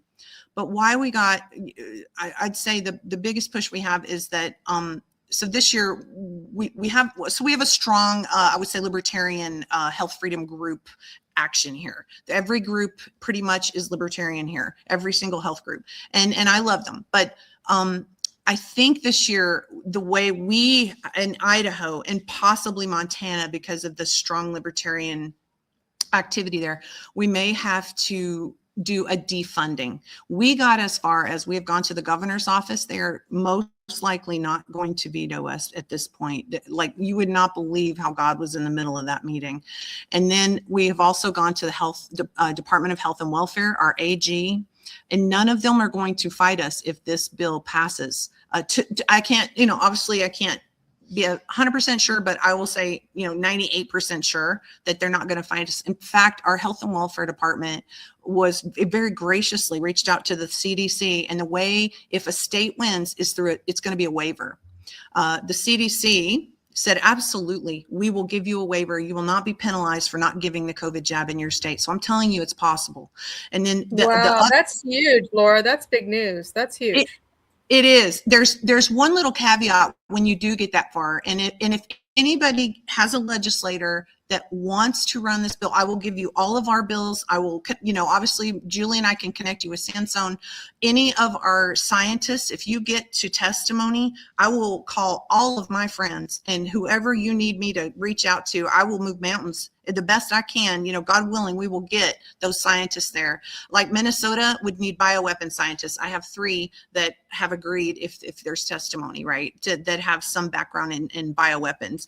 Obviously, we had Francis Boyle that was going to speak for us in here in Idaho, and he said, yeah, if my schedule works out, but as you know, he went home to Jesus. So so basically we may have to, one more thing before we part. I want to tell you, if you get this far, CDC, of course, it was open to a waiver. Do you know who was it? Medicaid, CMS, our health department. Yeah, our health department. Oh, I'm so surprised. The look of shock on my face. I'm surprised. I love that, Mick. Yeah, Mick. Okay, here's what they said. They said no. That's all. They told the health department no. And I thought, you know what? I bet we're the only state that has ever asked them. They're making crap up. They just made that up. They had no idea. Somebody on the other end of that phone was like, well, no. But we've got a workaround. So CDC said yes. My colleagues who, if we get that far, they have already said we will have a meeting with CMS, and they will be working with us. So, that person that answered the phone may not know that, but that's what's going to happen. If we get that far, we've already got the go ahead. Also, I have also heard, because of our state activity, that they really need, I'm saying the feds, the federal level, CDC, HHS, those that are awake, they really need state legislators to push. It is momentum for them. They they're in a swamp. They're like, 4 guys in a swamp of a million, and they need this pressure, just like the pressure from all these counties that have won. We have won a lot of counties. They've signed resolutions. They're pressing for forensics investigation for, they're signing their name on this, our Idaho counties. And that is pressuring. That's how we got to the governor's office. That's how we got, it's coming from the bottom up, and that's, we're it, guys. I mean, nobody's coming to save us. I mean, God willing, it's everybody on this, listening to this call. It's you guys. And I say that all the time. Nobody's coming to save us. We need to become our own lobbyists. I love that you go down there, and if people are out there and they haven't gone to their capital, go in pairs, go in teams, take a bunch of teams down there. I always call it political trick-or-treating. Make sure you go to the right offices for the right bills and this and that. You will be shocked. And God forbid, if there is a lobbyist that walks in after you, take your time as you speak to them and just smile politely. They will sit down. They're getting paid. And I like to make sure that they wait till I'm done. So just politely, waste their time. Well, yeah, I've been trying to red pill them. I'm like, girl, don't you be taking that jab. I got 4,500 studies or so. This is killing people. Isn't that the truth? Did you ever, Lord, did anybody ever admit to, okay, so now I've done this with the sheriff, and one of my best interactions with the sheriff that's getting me more traction because he got vaccinated. And so I do try to, if I have a one-on-one meeting, I'll ask them, look, can I just ask you? Did you, again, I took it too. I did. So, I'm here with you. But, and it really changes the dynamic when because then you can have a whole other conversation. Aren't you mad? Almost every legislator that I talk with has had either injury themselves or they have family members injured. And I'm a working nurse, so I will tell you that, and so I'm a lightning rod for that. Everywhere I go, and people find out I'm in the healthcare field and, fighting the armies of darkness, they are injured. They tell me privately they are injured. Senior leadership senior leadership, legislators, senators, House members, they are injured and their families have been very injured. They're like, my dad died from that, or my dad has got cancer now, turbo cancer, or I've never been the same. You know, the one thing I hear from leadership, from nurses, from senators and legislator or House members is, I have never been the same since I took that.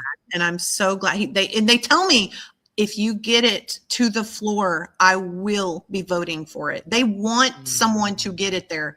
Nobody wants to own this thing. Nobody wants to own this thing. And so this year, well, this next year, we'll be pushing again, and maybe Idaho will be going in a way that it is defunding. I may have to do it that way because of our strong libertarian presence here. And, you know, if that's how we need to collaborate, then so be it. You know, I can't, you know, I don't have any hate for anybody, or, you know, it's just, we're all just doing our best. And so, but you know, what does not get paid or funded will not happen. So I think that's a good strategy. Yeah, that may have to work. It'll help the dominoes fall, because then we're also working on other states, right? Yeah. So we need Joe Sansone's bill out there, and Minnesota's doing that. Two other states are doing Arizona too. Arizona.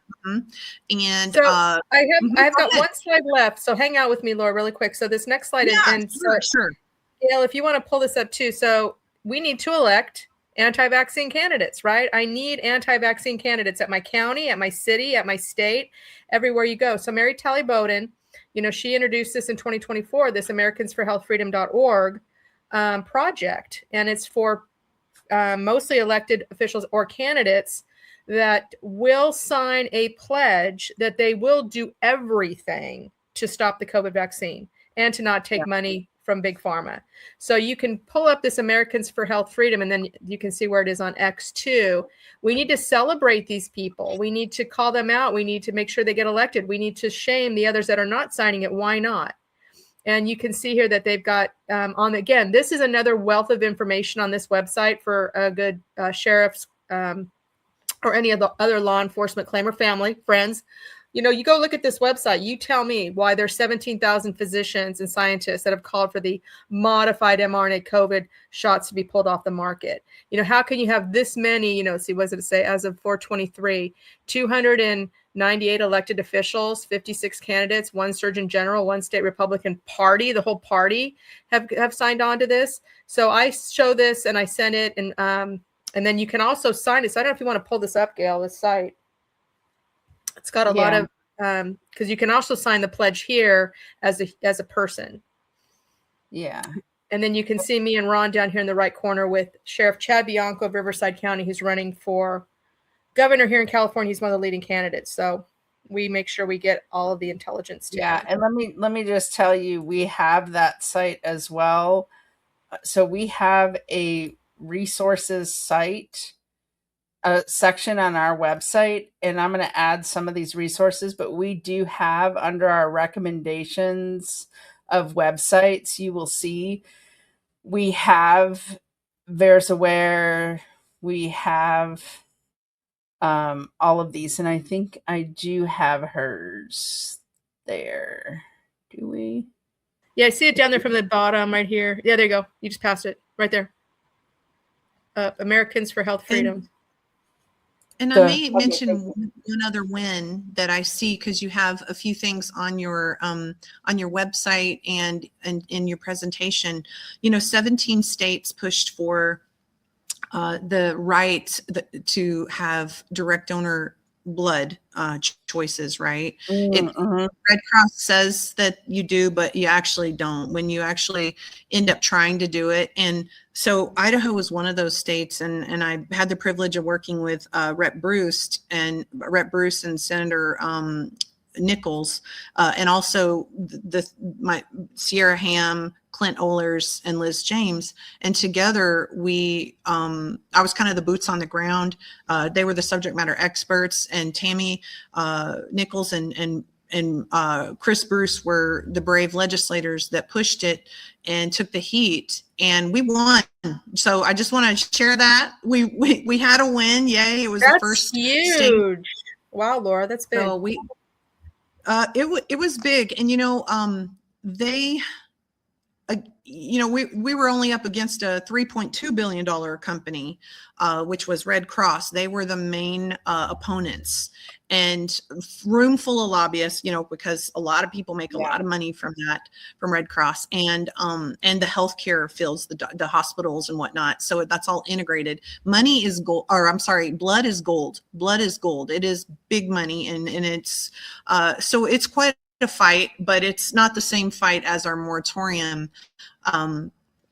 But so that was just a mere, broke Idahoans and a $3.2 billion company. And they also only have the same talking points throughout the entire country for all those 17 states. Yeah. The blood is clean. We took it all. Yeah. And in fact, I almost think most of they would say, well, we don't want people to think that there is an issue with the blood. That's what they would say. But Yeah, that's exactly it. We all know there is. But yeah, and my testimony, I spoke of amyloidosis, spike protein, ribosomal frame shifting, microclotting, prions, and I spoke of those things. And but not everybody knows it, but I said it still for the record. Even if somebody's like amyloidosis, prion, but we still said it. And then they only had about 5 main points that they would use, and we crushed them all. And in fact, at the very last, even the people that are paid for by big pharma, it was so bad. It was so bad in the Senate hearing, this particularly, that even the rhinos. Oh, sorry.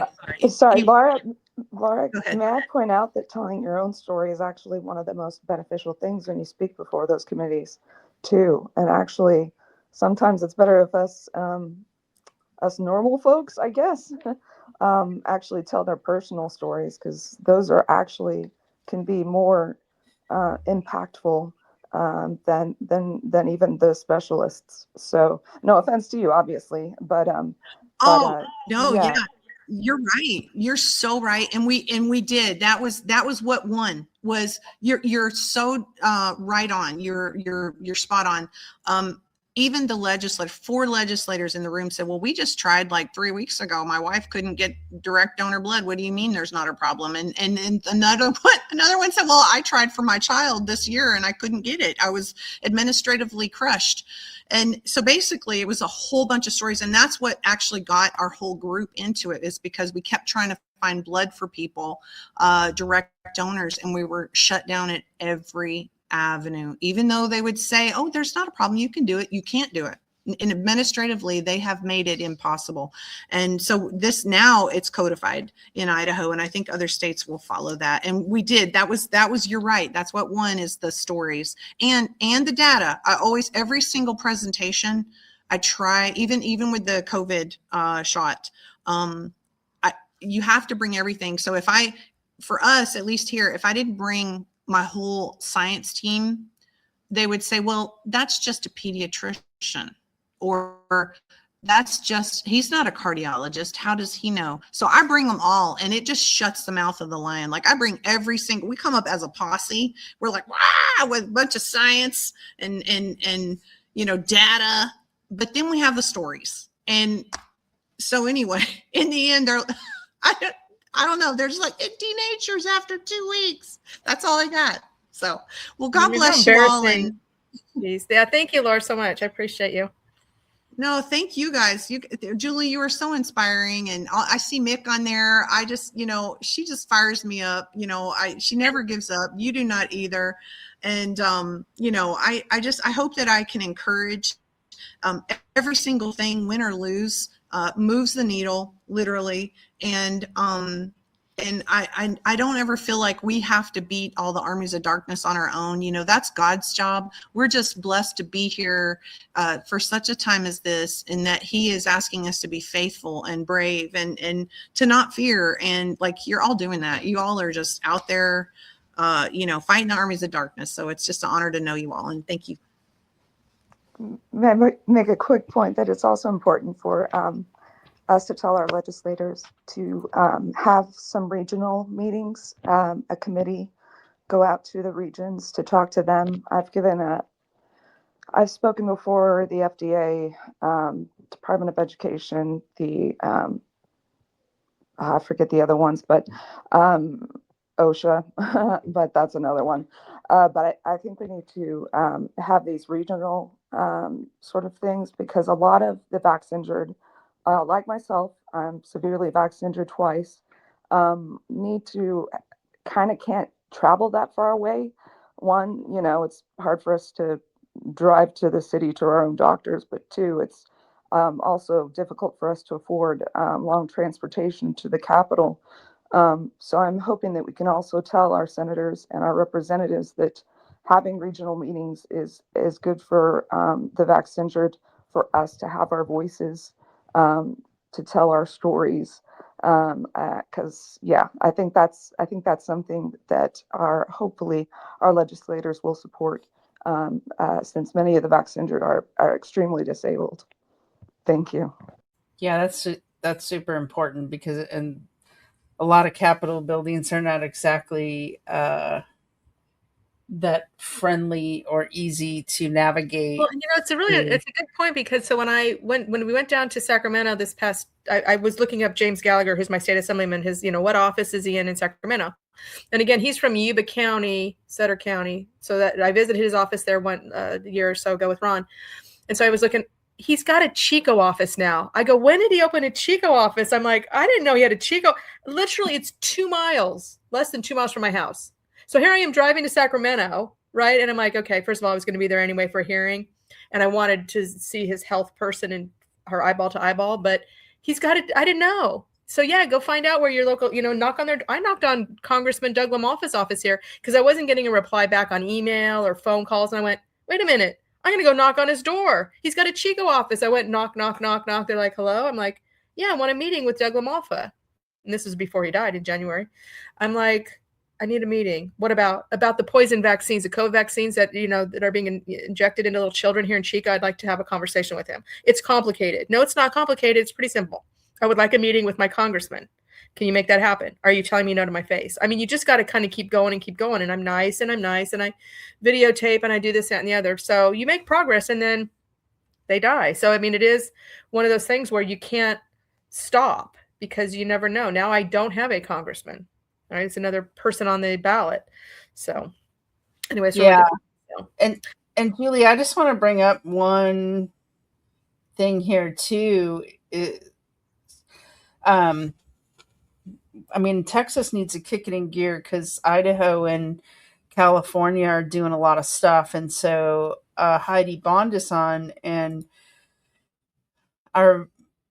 this was today, right, with Michelle Spencer, who was the whistleblower. That was an hour ago. Mm-hmm. An hour ago. Michelle Spencer, who's a whistleblower, has a lawsuit. She blew the whistle on with the babies being born dead. Did you put this sign here underneath this community health systems? Yes. You're so good, Heidi. You are so good.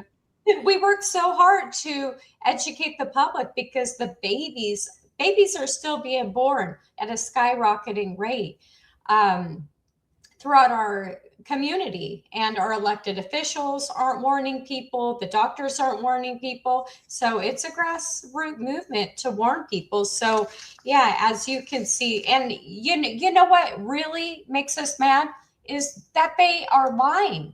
They are lying. They know the babies are being born dead. There was, this leaked email, right, which went out to 200 nurses on how to properly put a dead baby in a bucket, basically. So instead of warning the public, hey, don't take the COVID-19 vaccine, the babies are literally being born dead. Instead of educating the doctors, the OBGYNs, to stop pushing the shots on pregnant mothers, right? They're pushing propaganda. So yeah, we, drop banners over freeways, and, we stand in front of, the hospitals, warning as many people as possible.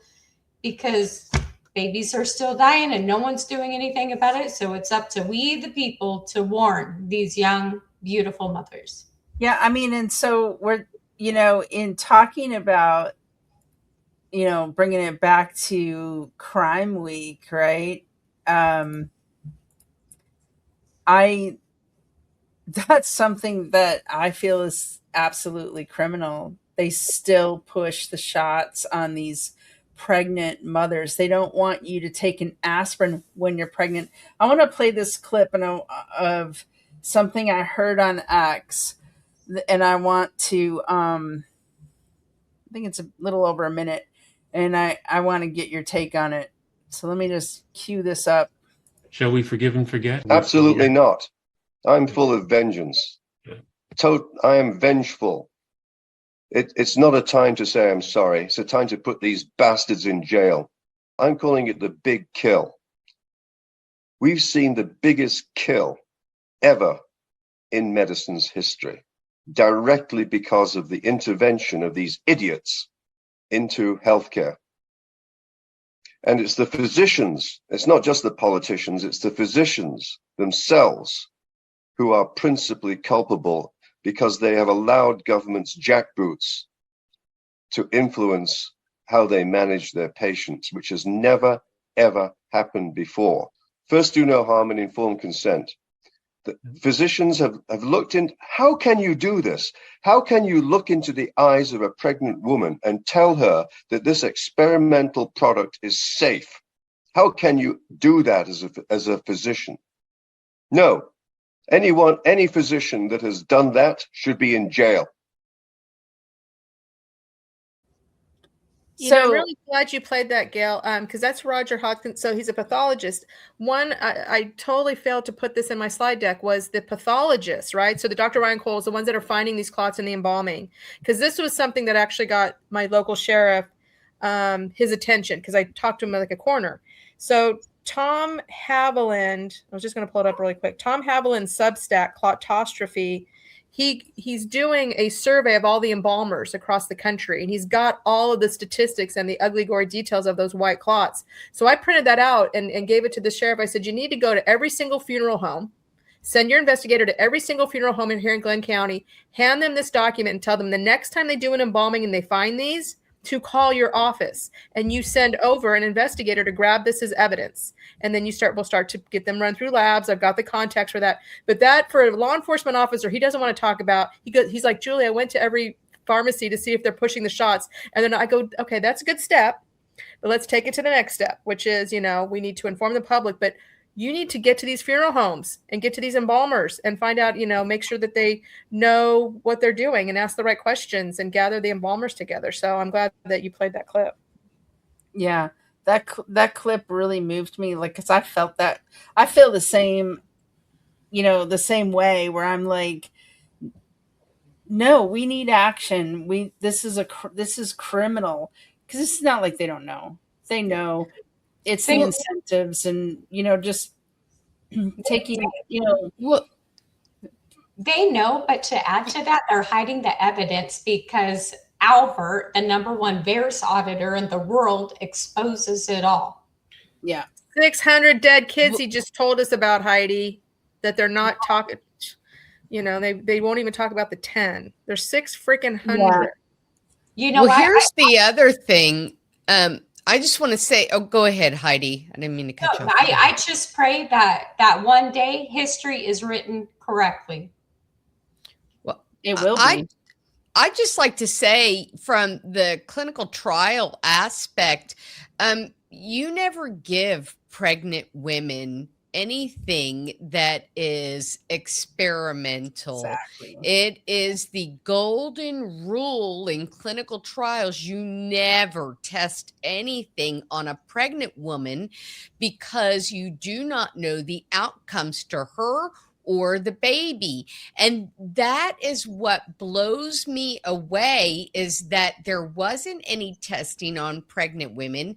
They just violated their own golden rules and started shooting this into women. And now we know that spike is in the, and mRNA is in the placenta. And I mean, it's in the breast milk. It's everywhere. They knew that was going to happen. They knew that was the case. When I hear them say that, when they knew how it was going to test out. It's not like they just, we didn't do good enough testing. They intended to harm these women and their babies, and they don't care about life. They don't have any respect for life. In fact, they think there's too many people already, and so they don't. That's why it's so criminal. Is the whole intent behind it was to just eliminate these pesky, these bottom feeders.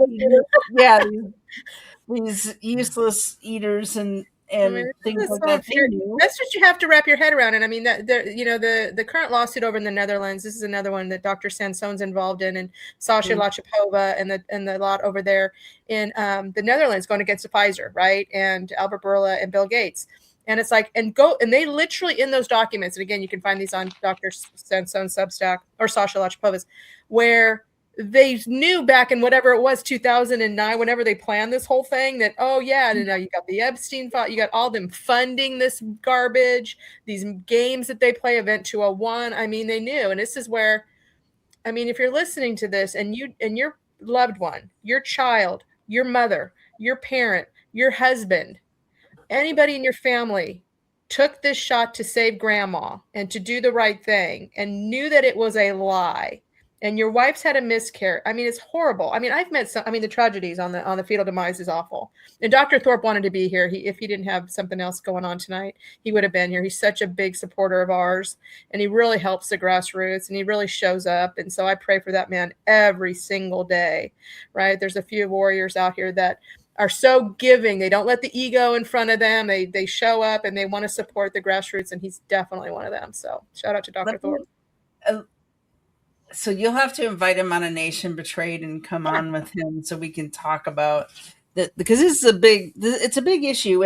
And so oftentimes, Julie, people say, well, and one of the reasons for crime victim, National Crime Victim Week, we wanted to do these sessions on all of the different types of medical crime and all of the things that medical crime victims are victim of. One of the reasons, as you know, because you're part of our BPUSA advocacy network, is because we need to get everybody working together as gears on a machine, right? And we're all fighting the same people. We're all fighting for the same justice. And oftentimes people who have the 1.6 million people that were killed because of the protocols, the COVID protocols, oftentimes people will say, well, I care about the protocols, I don't care about the shots, but you must care about the shots because and vice versa. Well, I care about the shots, but I don't care about the protocols or hospice or whatever. But it's all intertwined, and there's so much overlap because the people who were killed because of the protocols, and like myself as a survivor, the reason that and that's why I say they were murdered, because I know they were murdered because I survived only because my husband stormed the ICU and saved me. But the thing that is so prevalent in all of these cases, in many of these cases, is that they were targeted to kill them because they were not vaccinated, myself included. The doctor, the second he found out I was not vaccinated, he patted me on the hand and said, "Sorry, Mrs. Seiler, you're going to die." That was it. He was determined to kill me because I was unvaccinated. A lot of our widows and family members didn't know that their loved ones were killed because they weren't allowed in, isolated. And so what did they do? They were like, "Oh my gosh, I need to go get that shot." And then they got the shot and they became shot injured, right? So it's just, and it's all a bioweapon anyways. COVID was a bioweapon. The shots were a bioweapon. It's all together. With hospice, a lot of the protocol victims were killed on hospice. They were, their death was escalated. They got the ham sandwich. They got, the Haldol morphine and Ativan and morphine or midazolam, but they were euthanized, and I hear that over and over and over again. The other thing I hear a lot is the shedding, and I am very sensitive to the shedding, but I will tell you this: I have to do things for myself to take care of that, because there's no way I'm not going to shut out the people I love who are shot injured. That's not going to happen. I don't know how long they're going to be here.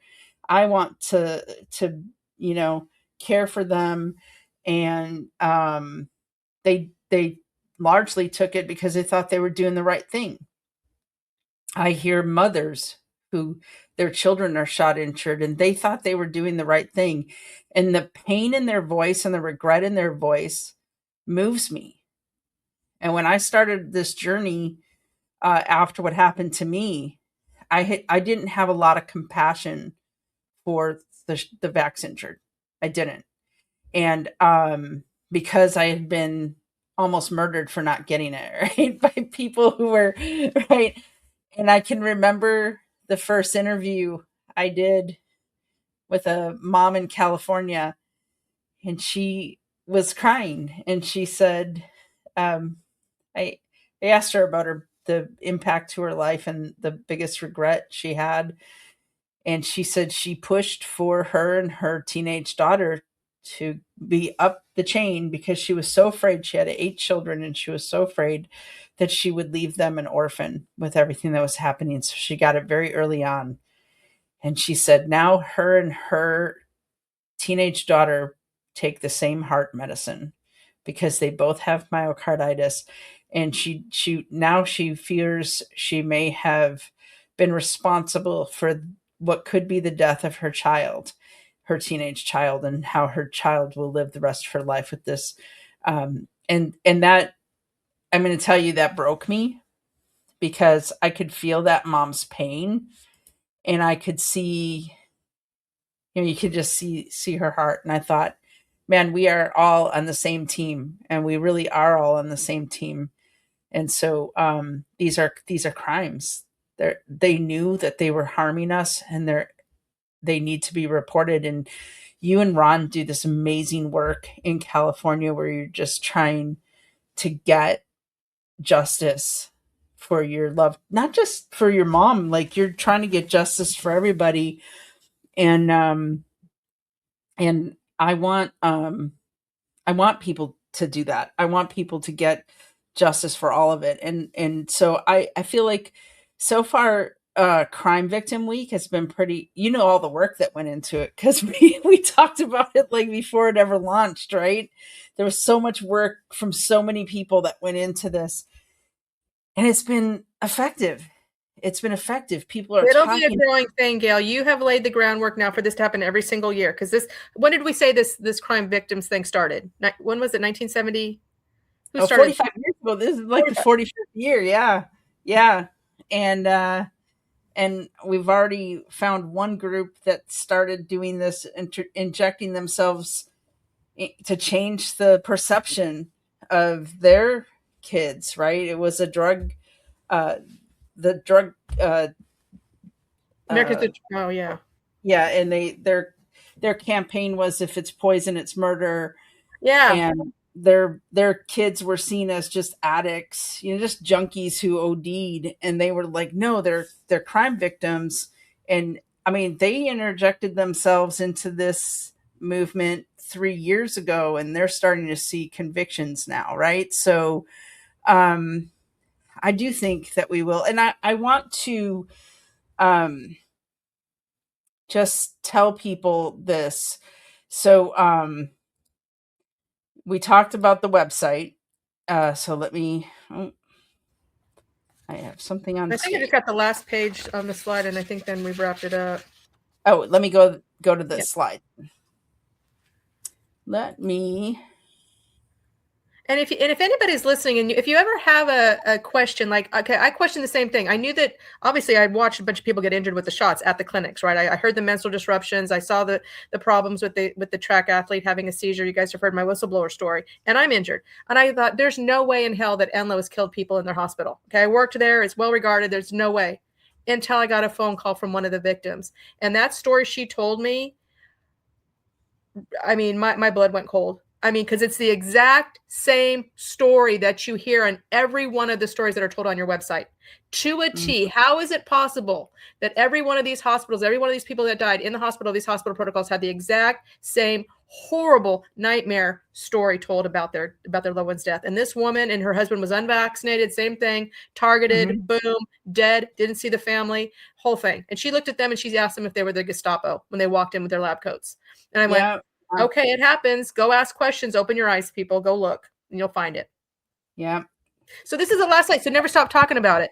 Never stop. I go wherever somebody wants me to go to.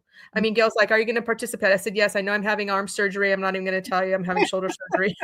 I'm like, whatever you need, I'm there. Because it's that important. So, you know, Ron and I, we do this End All Tyranny X Space, which I appreciate. We run it every single night. There's a group of us under Jeremiah Hosea and Keith Steinley. And so, but we've gone on to his Baseline radio show. The Medical Doctors for COVID Ethics, big shout out to that group. They help us a lot.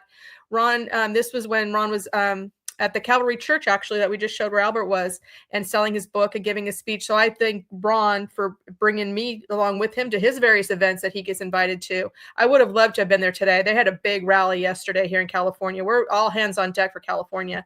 And then New California State is this new project with Paul Preston. So Ron and I jumped on his radio show. We went down to, again, I don't know what county this was, tell the story, and then people get inspired, and people, it'll become a movement. And then next year we'll, you know, because the one senator or assemblyman I think that you guys sent me in California. So I bet you next year we get to those people early on, and we'll be participating in this fully.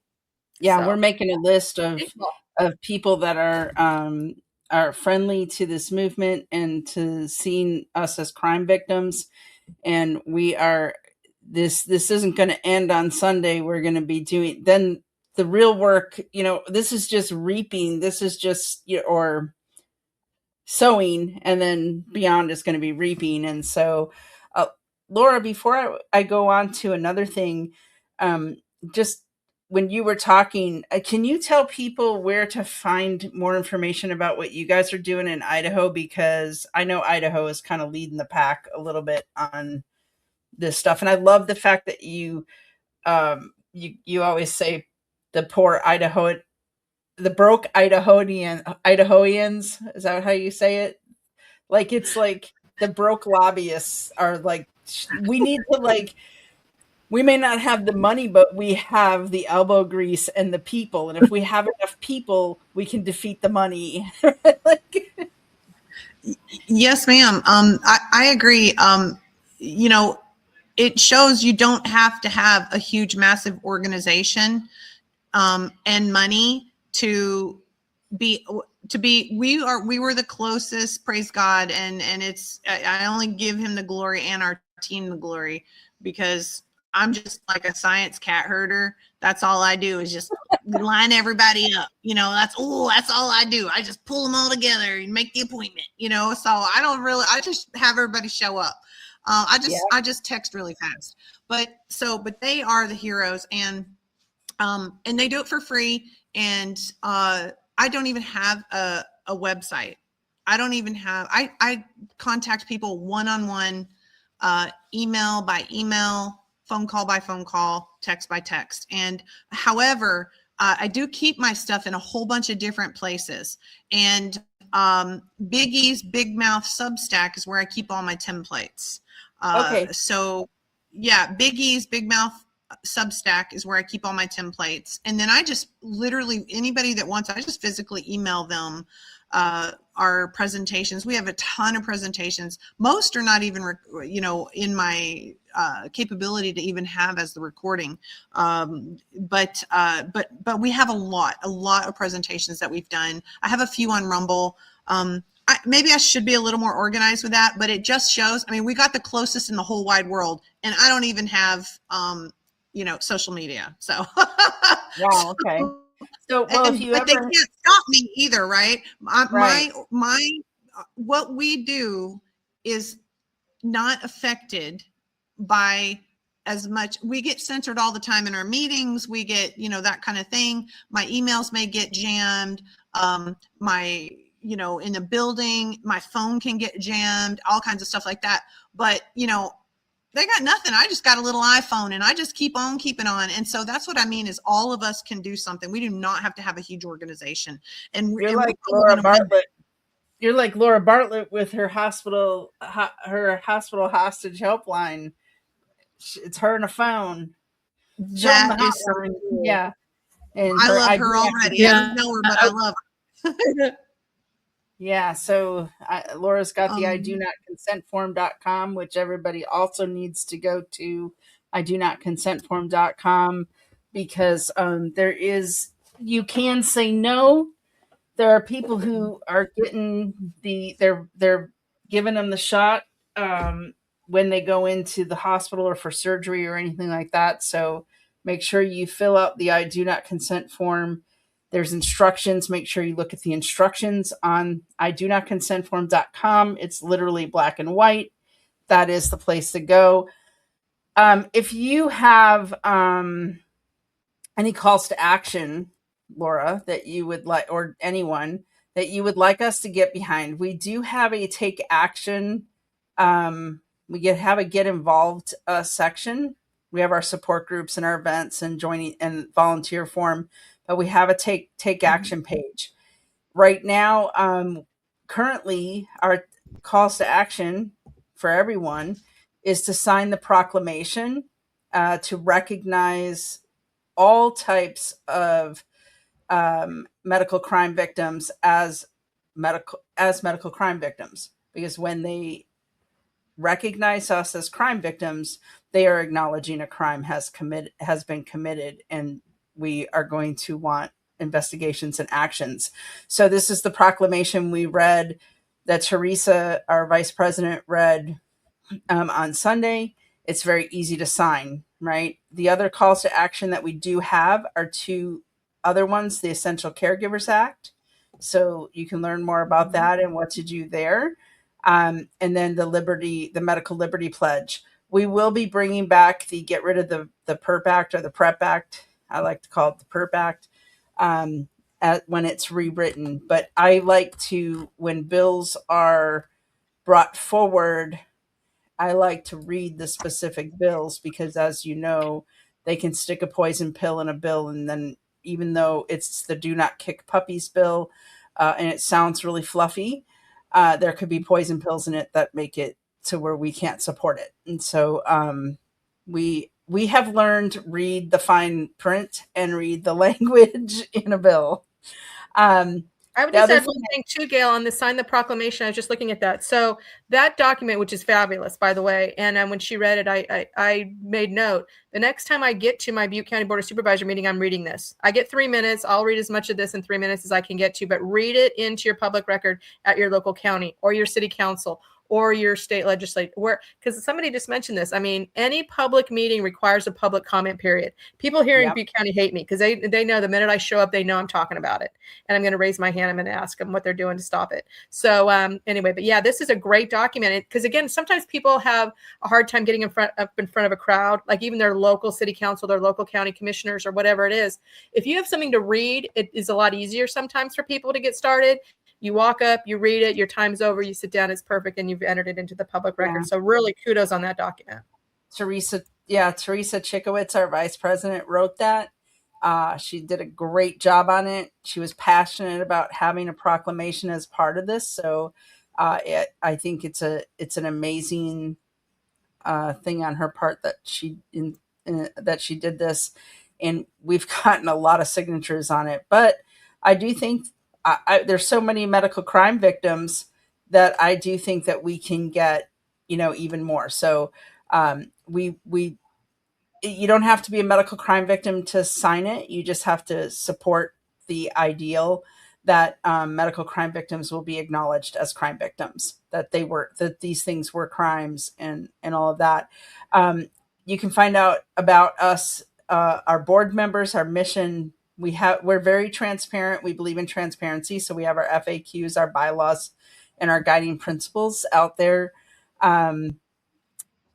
If that we always put, our Substack and in the news. We have our resources, which is it's being even more built up, but under protocols and providers, we have, if you need protocols or providers, advocacy and forms, and you'll find the I do not consent form.com and other things, links in there. The digital downloads is where you're going to be able to find things like, you can see we already have the how to report a crime and those types of things there. But we also have, for our friends and partners and other downloads, we want to make sure we're trying to build out a place where if you forget where to go for something, you'll be able to go here. So it's pretty robust, but it is a work in progress. And Donna Spakes did a great job in laying that out for us. And then share your story.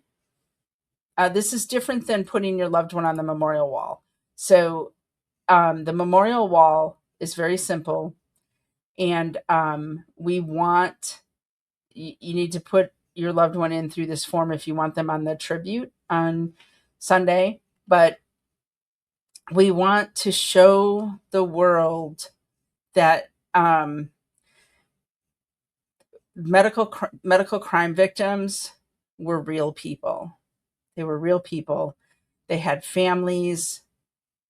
They had, I think Ron said it on Sunday, that every crime victim there are 7 to 10 co-victims that are impacted by their death.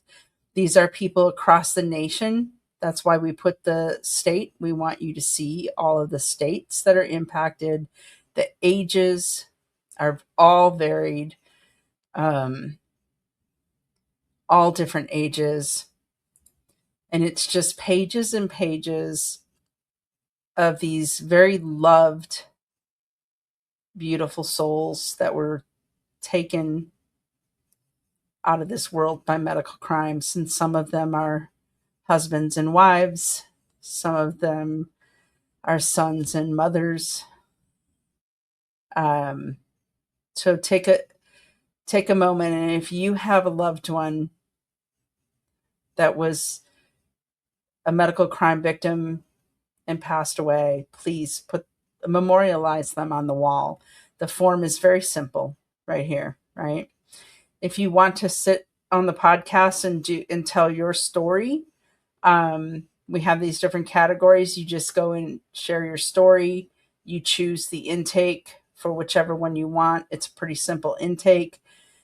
You don't have to write your story. We will write it from the interview. And as you can see, there's my story. I sat for an interview. Some people are survivors and they lost a loved one, had a loved one killed. So some of these are survivor stories, but not many. Most of them are not. And then Julie's story is under vaccine stories. Thomas Siebel is, or Seibel. People always call me Sealer, but it's Seiler, so I'm assuming that's Seibel. His brother Gary, telling you, he fights like he is always fighting to make sure that people are known. He puts out flyers, he puts out all sorts of things. Valerie is injured. Here's Julie's stories. Julie's vaccine injured her mother, Jane. And so we want that. And then the hospital deadly playbook is, if you had somebody who died in the hospital during, COVID, it's still happening, but these are out of thousands of people we've spoken to and hundreds of medical records. These are the common tactics used during when patients presented with COVID, and it's downloadable so you can hand it out. Heidi had it made into a sign. And so I will tell you this, the greatest thing about this playbook, nobody's been able to dispute it. They can't dispute it. Nobody can dispute it. It's indisputable because it's based on real stories across the nation. It's based on real medical records where this stuff is in many cases documented, and it's things that are very criminal, like changing somebody's DNR status. That happened to me. The communication cutoff, the overdoses. There's so many of these things that are criminal, but this was their modus operandi in the hospital. And we are putting together one for hospice. It would be great to put something together, some kind of guideline for the shots. It's a little more complex, but it's a bigger project. And then we also have our shop. So we have these little frames that people can do for Crime Victims Week, either medical crime victims, hospice, C-19 vaccines, or hospital protocols. And then, of course, we have the shirts. Julie, you got one of these shot shirts or whatever. Yeah, you got that's protocol, but you got the shot one. You got right here. You got this one, right? Yeah. Yep. I got it in black. So, yeah, you got it in black. Yeah. It pops in black, doesn't it?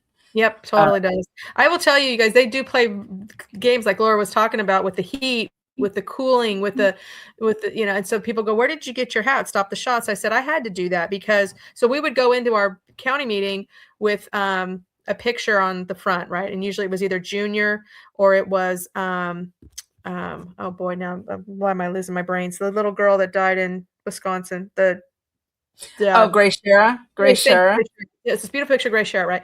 So then they decided to turn the camera on the back of us so that, when the meeting was officially being recorded, they could only show us from the back. So we went and then, I asked Scott Shara, could you make us a shirt with Grace's picture on the back? Did that. Then they turned the camera back around and they put it so close on our face, the podium, you couldn't read a shirt. I went, fine, I'll go get a hat.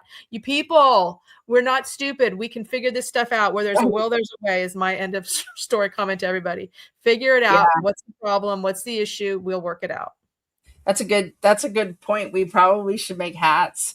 So we'll make hats and we'll make tumblers so that if they I threatened to bring my own karaoke machine if they keep cutting off my mic. There you go.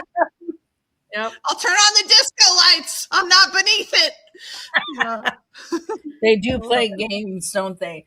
So listen, go to our website and sign the proclamation. Put your loved one in on the memorial wall. If you're so inclined to tell your story publicly, real stories make a difference. They move the needle because they can't say, I don't know, we always say people won't care until it happens to somebody they know. And so when we tell the stories, that's why we make Julie cry telling us all about her mother. Because what we want is we want the world to know Jane, and we want the world to feel that same gut punch that Julie felt when she died, when she went through what she went through and she died, because we want them to absolutely feel like it happened to them. And make sure that you are prepared and not scared, and that you go to idonotconsentform.com and you have that ready to go. Laura, she has instructions out there on the Rebel Patient Substack with Dr. Aranda. You will find all sorts of interviews that Laura has done walking through the form. And if you still don't figure it out, reach out to me or we will connect you. And she's just a real person who will answer any questions. And I kind of have it down now that I've helped people. I'm telling you, twice in recently, 2 times, people who lost somebody who had somebody killed in the hospital used this form and had a completely different experience. They rolled out the red carpet. They did everything that they wanted. So the form works. And then, of course, join us tomorrow for Survivor Saturday and Second Chances. And we are going to talk about, beyond the mission as well, what we're going to be doing. And we're also going to talk about a question people keep asking, and that is, why is it still happening? They got rid of a lot of the incentives. So why the heck is it still happening? We're going to talk about that tomorrow. And we also have a spaces, and we're going to be busy tomorrow. So this session is going to be at 8 p.m. Eastern, 7 p.m. Central, 5 p.m. California time. Arizona, you're on your own to figure it out because you don't change with sometimes you're 2 hours, sometimes you're 1.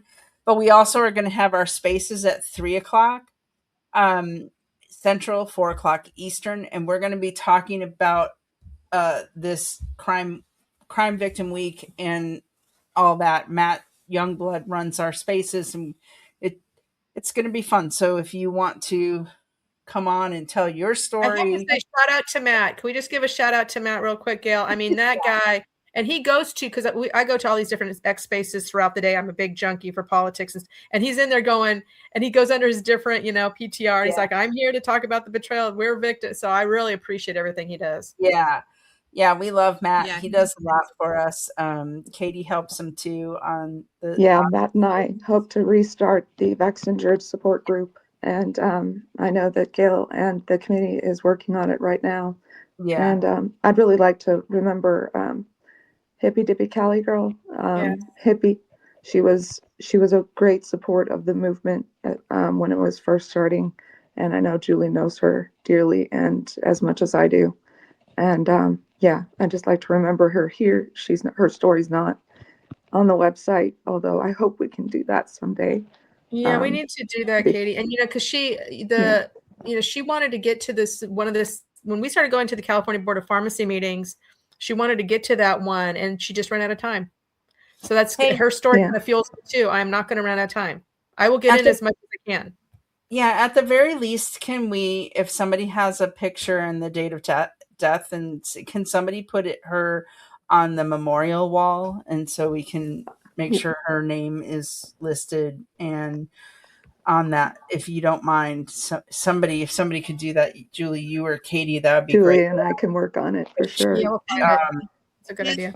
Gail and Julie, you guys may not know this, but you guys mentioned React 19. I'm a volunteer for them as an advocate to connect people to docs, and I just wanted to put it out there that they have money in their care fund right now, and they give out $10,000 scholarships for people that make basically $100,000 or less.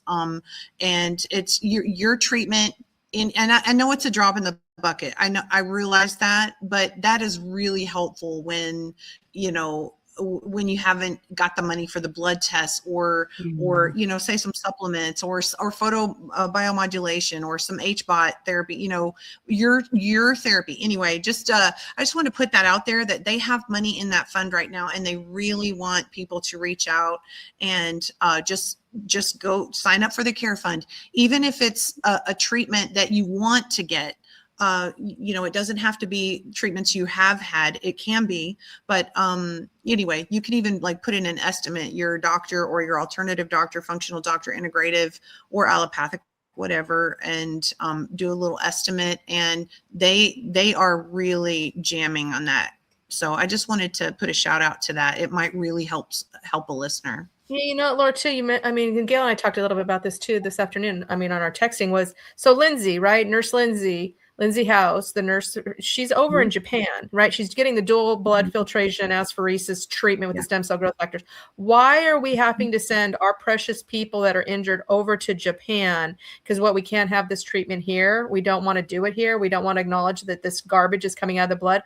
Go to Lindsay House's Twitter X page right now and look at her plasma before and after being filtered. It's pretty distributing. And we're going to Japan, and we're the United States of America. It's ridiculous. And now she's feeling wonderful. And yeah. And that's because she's in Japan. We need to move these wonderful treatments back to the States. A lot of people are having to go to Mexico and Japan to get parts Yeah. of their treatment because this United States will not offer it. And I think a lot of Well, the Dr. Mary jurisprudence needs to Tally go into that. Bowden is actually raising money, and she's doing IRB research. So she's working on trying to get those treatments, and that's really what we need. We need physicians like that, like Dr. Mary Tally Bowden as well, who are going to be out there on the front line bringing these clinical trials and treatments to America. Yeah, currently it costs people a lot of money over the Yeah. I've heard counter. that. Yeah, I have a it's cousin, 60 I have a grand, dear 70 cousin who had to grand. go. Yeah, I had a dear cousin who had to go to Arizona, and she's still there. And if you could pray for her as well. But yeah, she's also having to go through a lot with the injuries as well. But she got stage 4 cancer, but got the right treatment in Arizona, and we need to support those that are having to pay a lot more than Yeah. that small amount, and make sure that um, people like them can get the help they need. Yeah. Thanks for that. All right. So, and don't forget Sunday, Julie has committed us all. Let me just tell you, I mean, when you start to read it, I mean, I'm the 9/11 generation, right? Remember they read those names at 9/11 the memorial every year, and it gets me every time. And I'm like, so when you said you're going to do this, I'm like, this is amazing, right? And so, but I didn't anticipate the impact of reading people's names myself and then watching the comments scroll across the bottom like, that's my dad. I will never stop fighting for you. I love you, hun. I'm like, oh, I started losing it. I'm like, oh my gosh, hurry up, get to my 20 names. I don't know if I can get through all these 20 names. I was losing it. So I thought, and then there's more people getting added. I'm like, let's just do it again. Let's just do it all over again. There was more people getting added, and people were saying, I didn't know about this. And they were they were putting their loved one's name in the comments. And I think it's a good thing we're going to do it again, because you're right. It is very emotional. It's very emotional. And, who was it yesterday? I think it was Marcia said that she had come from a funeral, and the pastor said, somebody who dies twice, when they die and when people stop saying their name. And so we will not stop saying their name, because I'll tell you, you go look at that memorial wall. These are the most loved people in the world. Yeah. 5 years, it doesn't matter how many years have passed since they were killed, and they want justice. They want their loved one to be remembered, and we're never going to give up. We're never going to give up, ever, ever, ever. No, it's just not going to happen. And so, like Marcia said, warriors fighting for humanity. Humanity called, we answered, and we're going to continue to answer. And we want you guys to go to our website and volunteer if you want to jump in the fight. Hey, we're not professional democide fighters. Like, we didn't take a class in college. I didn't sign up for this, Gail. Right. No, actually, my grandchildren have asked me, my 7 grandchildren, what do you do, Grandma? I go, I fight the government. I don't know how else to explain it. Yeah. Yes. See, we will never forget what they did to us. We will never forget. We can't. All of us are impacted very personally and very deeply, and we will never be the same. And I know when I got rescued from the hospital, I said that I would not let God down. I would not. I got a mulligan. I got a second chance, and I promised to use all my time, talent, and treasure that I had. I mean, I still have to live life and pay bills and all that stuff, but unfortunately, he didn't pick somebody who was independently wealthy. He picked us, this lot. And I'll be really quick for the story for Ron. And Ron again was on the road today. amazingly, we're doing this across California, and there's a big event here today for health freedom with the governor's race. But he tells the story about how when he finally was about to send that email at California Department of Public Health, right? He said it's a big deal, and it's his career, and the man is just of this, and he's like, what? He's outside going, God, what am I going to do if I send this? What are they going to do to me? And he heard God say, what am I going to do to you if you don't? So exactly. Yep. So we all need to kind of take heed to that. Just go. That's interesting, because that is exactly you don't have to answer just for what you do. You have to answer for what you don't do. And we know what's happening out there. We know, and we can't just, whistle past the killing fields. And then there's Albert with all the women. Albert in the middle, like in the the middle of our. Yeah, I know. Hey, that's a good point. We need, like, there's my Huckleberry in the fight, and there's Andy, there's Albert and Ron. We need more men in the fight too, and so you'll be you guys too, right? So, but no matter what your talent is, we'll find a spot for you. We've got many committees. They're on the website. Many hands make light work, right? So we need people. And I think based on tonight, I think we will do some sessions in the future here on how to lobby and some apologetics on how to speak about these issues, so people know what to say and feel I think when people know how to do something and what to say and have that practice, then they are more likely to do things that they are comfortable doing. So maybe we'll look at doing that. I know Texas Right to Life does those types of things, and it's very effective. So more to come. We're going to be doing a lot of these things. We won't be doing them every night, though, because Gail's tired. I'm tired.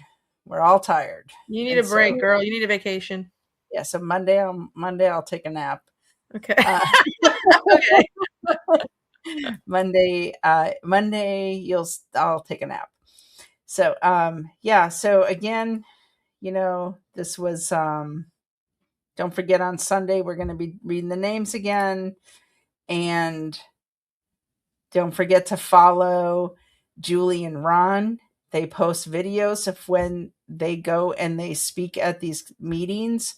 They are masters at turning 3 minutes into 6 minutes into 9 minutes, depending on who's all there. But they truly are road warriors. And if you want to see how you make the most of getting your points across, watch how they do it. Watch how they do it and pay attention to what they say, the information they give them. They let them know that they sent them information and that they will be sending them information again. That is all to get it on the record, because those are recorded. They have to be kept. And so they do become part of the public record. And so I've been involved in politics a long time, over 15 years. I've never seen anybody execute it so perfectly as they do. And I say that with all sincerity. So please go watch and learn from them. Okay. And then, Gail, who did that flyer? So this was Teresa. She's amazing. That is, I'm like, wow, how does she whip those out? So kudos to Teresa. That's amazing. I love that graphic. She did all the flyers this week so far. I think Donna's working on my one for Sunday. But yeah, they're a great group. If you're creative and you want to join them, they have so much fun creating stuff. I'm not creative, so I just look at it and go, wow, that's good. Or, take my face off of it. Like I'll be like, don't put my face on it. I'm sick of looking at my face. So that's that. So thank you everybody for joining. I'm going to, before we sign off, I'm just going to show you a little 30-second reel of real faces.